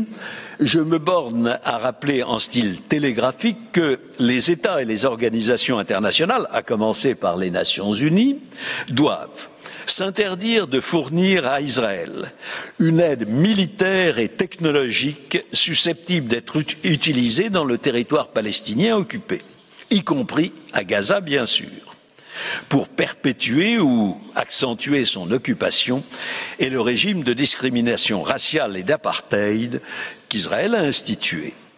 Cette interdiction s'étend à l'autorisation de toute forme de commerce d'armes pouvant servir à de telles fins. Les États tiers doivent aussi assister le peuple palestinien, y compris les réfugiés depuis la Nakba jusqu'à ceux qui ont fui les exactions israéliennes récentes, en leur fournissant les moyens nécessaires à leur subsistance, notamment par le biais des organisations internationales compétentes, et cela inclut sûrement l'UNRWA. Ils doivent aussi s'abstenir de nouer des relations économiques ou toute autre forme de rapport avec Israël impliquant la population ou les ressources naturelles des territoires occupés, sans l'accord express des représentants légitimes du peuple palestinien. Les États tiers doivent aussi s'assurer que leurs nationaux ne pillent pas et ne s'approprient pas indûment ces ressources. Tous les États ont l'obligation de coopérer, et organisations internationales ont l'obligation de coopérer en vue de la réalisation effective du droit du peuple palestinien à l'autodétermination. Ils doivent aussi poursuivre et punir l'ensemble des individus responsables de crimes graves de droit international, y compris leurs propres nationaux, devant leur juridiction nationale ou en coopérant avec la Cour pénale internationale. Il y a en effet un point sur lequel je souhaite attirer plus spécialement votre attention, mesdames et messieurs les juges. Il relève du paragraphe 3 de l'article 41 qui précise être sans préjudice des autres conséquences prévues dans la présente partie et de toute conséquence supplémentaire que peut entraîner, d'après le droit international, une violation grave telle que l'a définie l'article 40. Dès lors, les obligations des États tiers et des Nations unies ne s'arrêtent pas à ces devoirs de coopération et de reconnaissance. Comme l'État de Palestine l'a expliqué dans ses observations écrites, ils ont également une obligation à la fois coutumière et conventionnelle de rechercher et de punir ou extrader les auteurs des violations, qu'il s'agisse de crimes de guerre, de crimes contre l'humanité ou du crime d'apartheid, pour ne rien dire des actes de génocide commis contre le peuple palestinien, dont vous avez reconnu la plausibilité dans votre ordonnance du 26 janvier dernier. Vous avez d'ailleurs expressément rappelé dans votre avis sur le mur que, je cite, « Tous les États partis à la Convention de Genève relative à la protection des personnes civiles en temps de guerre ont l'obligation, dans le respect de la Charte des Nations Unies et du droit international, de faire respecter par Israël le droit international humanitaire incorporé dans cette Convention. Cette obligation s'étend à l'ensemble des crimes commis par ou à l'instigation d'Israël. » Mesdames et messieurs les juges, je pense qu'aucune affaire qui vous a été soumise, contentieuse ou consultative, n'a soulevé autant de questions et des questions gravissimes que celles sur lesquelles vous êtes appelés à vous prononcer aujourd'hui. Le nombre de participants à cette procédure, 57 durant la phase écrite, 54 qui prennent part à ces audiences, témoigne de l'importance et de l'enjeu, et de l'importance de l'enjeu et de la conviction de la communauté internationale des États dans son ensemble, que la Cour a un rôle crucial à jouer pour aider à mettre fin à la situation dramatique créée par les manquements d'Israël aux principes les plus intransgressibles du droit international. Comme un très grand nombre d'États et d'organisations internationales, la Palestine a détaillé dans ses observations écrites les conséquences des très nombreuses et graves violations du droit international commises par Israël, y compris de la plupart de ses règles les plus fondamentales. Elle considère qu'il vous appartient de guider l'action de l'Assemblée générale et au-delà des Nations unies et de l'ensemble des États pour s'assurer qu'Israël se conforme enfin aux obligations qui découlent pour lui de ses manquements répétés, systématiques et continus aux principes les plus fondamentaux du droit international. Et il faut redire que tous ces principes, toutes ces violations sont engendrés par l'occupation prolongée du territoire palestinien qui est sans aucun doute la mère de toutes ces violations. Votre avis, mesdames et messieurs de la Cour, sera un guide précieux pour cela. L'État de Palestine est conscient que vous ne pourrez d'un coup de baguette magique mettre fin à l'occupation israélienne et à la situation tragique du peuple palestinien. Mais il a la certitude qu'en énonçant avec fermeté et précision les conséquences juridiques de la violation persistante par Israël des droits du peuple palestinien, vous pouvez, par votre avis, contribuer de manière appréciable à faire cesser cette terrible injustice et à œuvrer, et c'est une citation, à œuvrer pour une paix juste et durable, permettant à chaque État de la région de vivre en sécurité, fin de citation, conformément à l'injonction du Conseil de sécurité, vieille maintenant de 57 ans. Du même coup, vous vous acquitterez de votre fonction première, assurer le respect du droit international dont votre Cour, mesdames et messieurs les juges, est l'organe. Je vous remercie de votre attention et je vous prie, Monsieur le Président, de bien vouloir appeler à la barre Monsieur le ministre Mansour Riyad, représentant permanent de la Palestine auprès des Nations Unies, pour quelques remarques conclusives. Je remercie le professeur Pelé. I now give the floor to His Excellency Mr. Riyad Mansour. You have the floor, Excellency.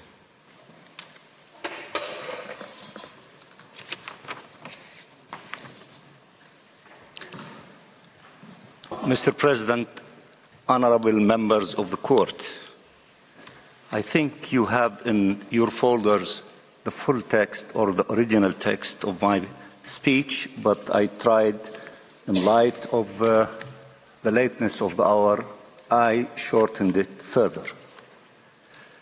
As we gather here in this great hall of justice, in the Peace Palace, we are reminded of these simple words: peace through justice, peace through law. The General Assembly brought the question of Palestine before the court because our people, the law, and peace are in jeopardy.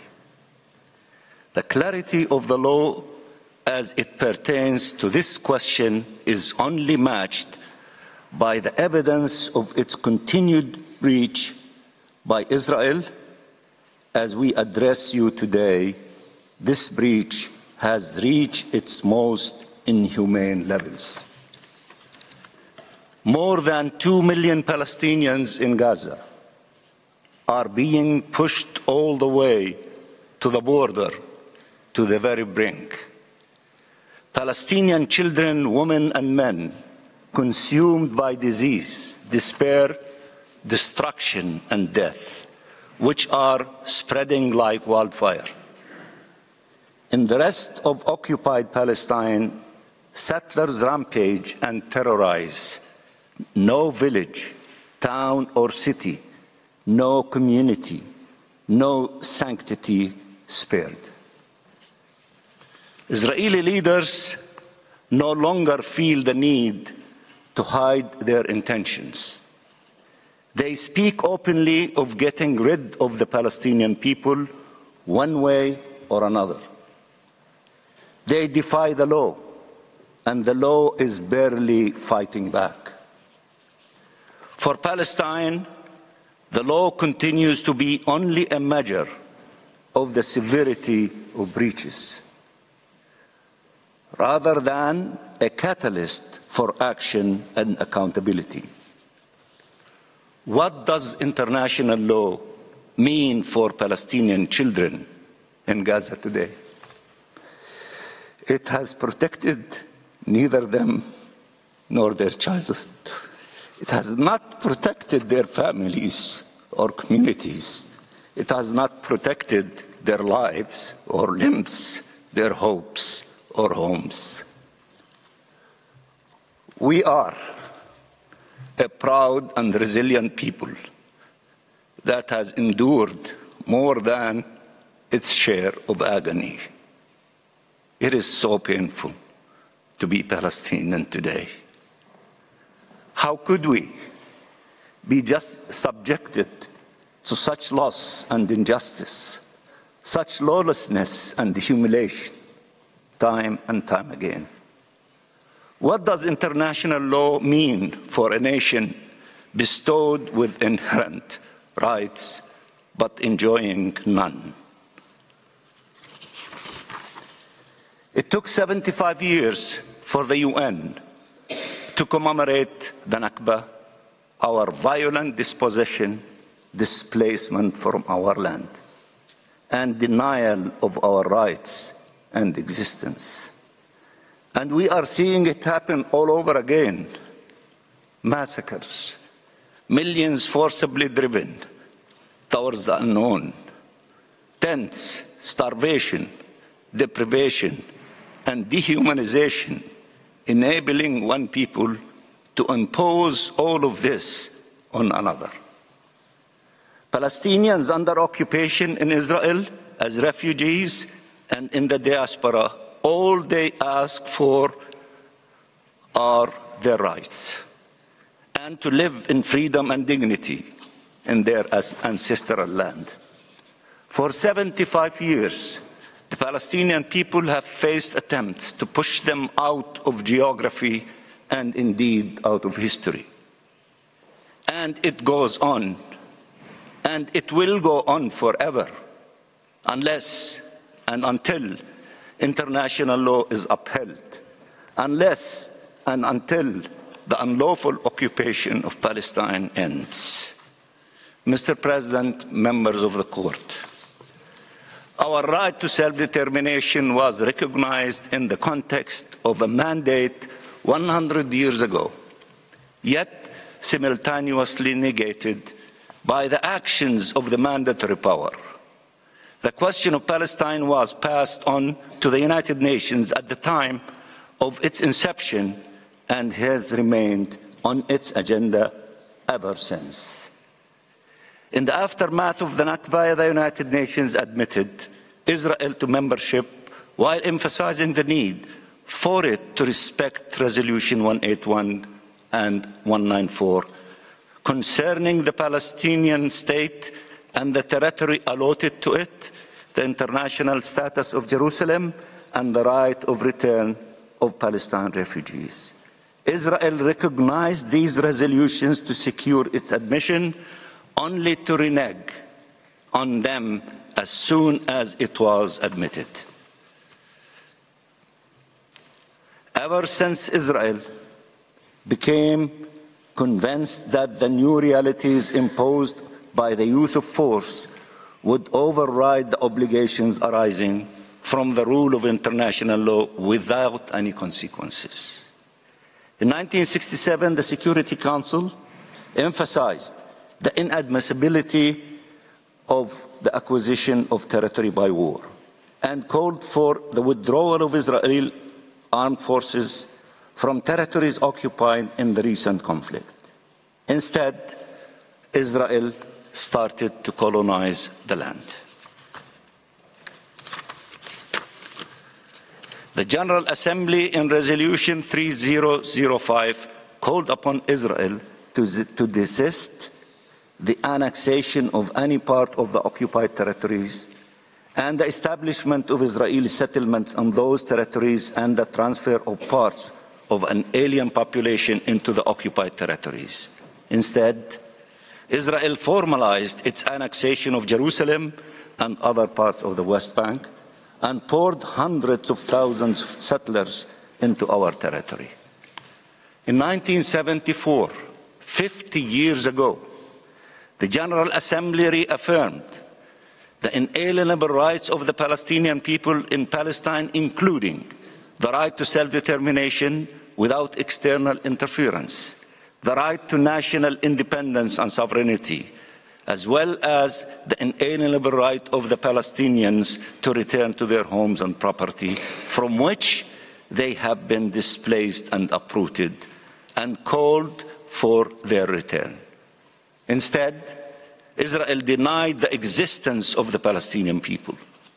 The United Nations has consistently reiterated these calls, yet Israel has consistently rejected them, entrenching its violations rather than ending them.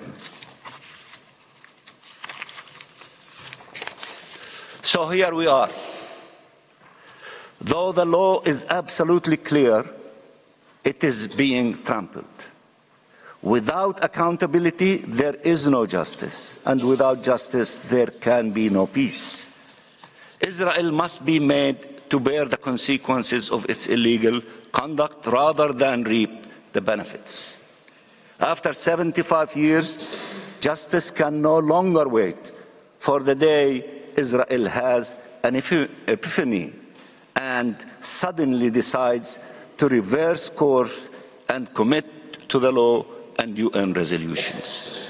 Our journey in the search for justice has brought us before you, before the International Court of Justice, following the General Assembly's decision to seek your guidance.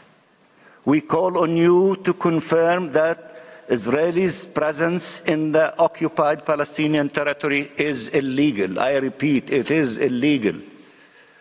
That the presence of its occupation forces and settlers is illegal, and that its occupation must thus come to an immediate, complete, and unconditional end.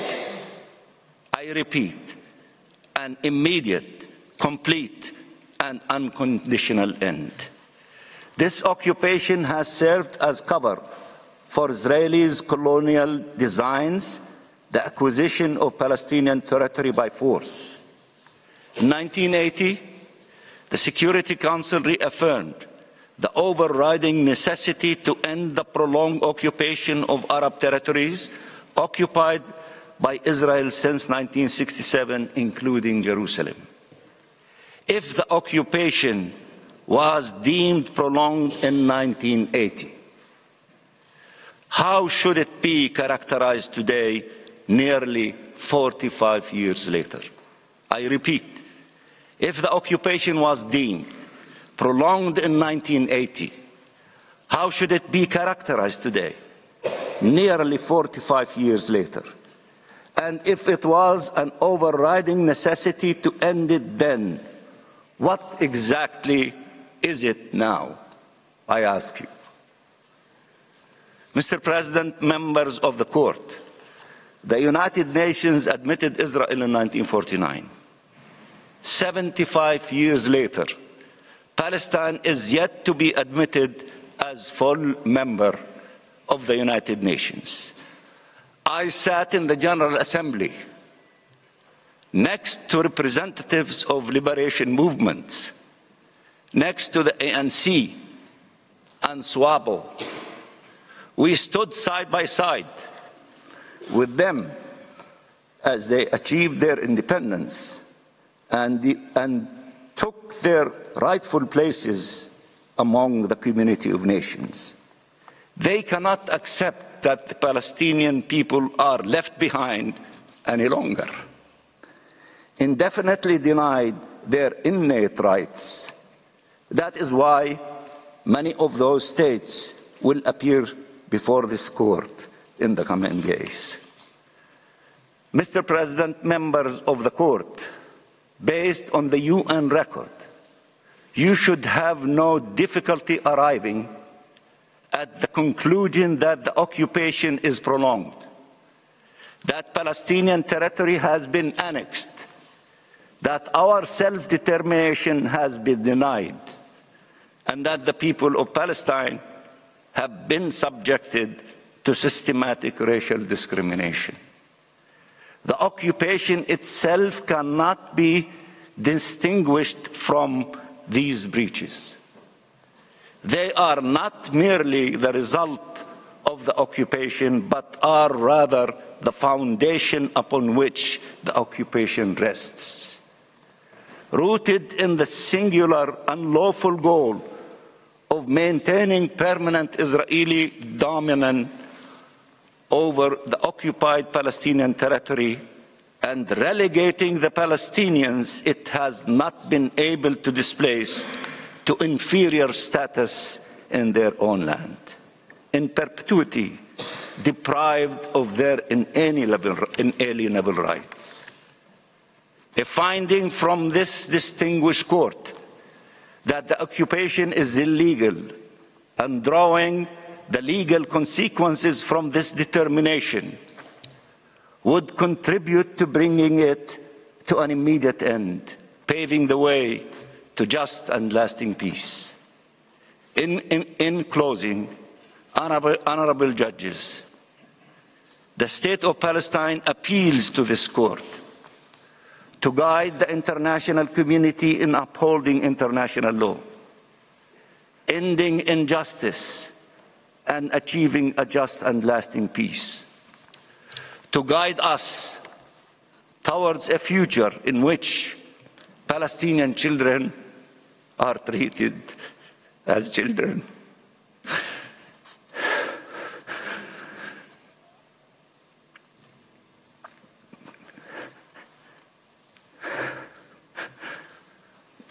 Not as demographic threat, in which the identity of the group to which we belong does not diminish the human rights to which we are all entitled.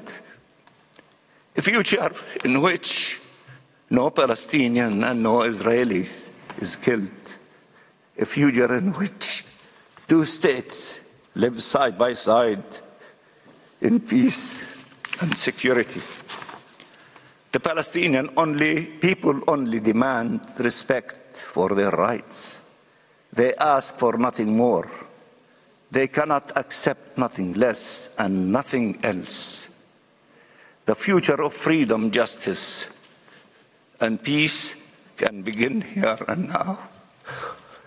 It is within your power to give the clearest statement possible on what the law is, what it requires, and what it means in practice for all members of the United Nations.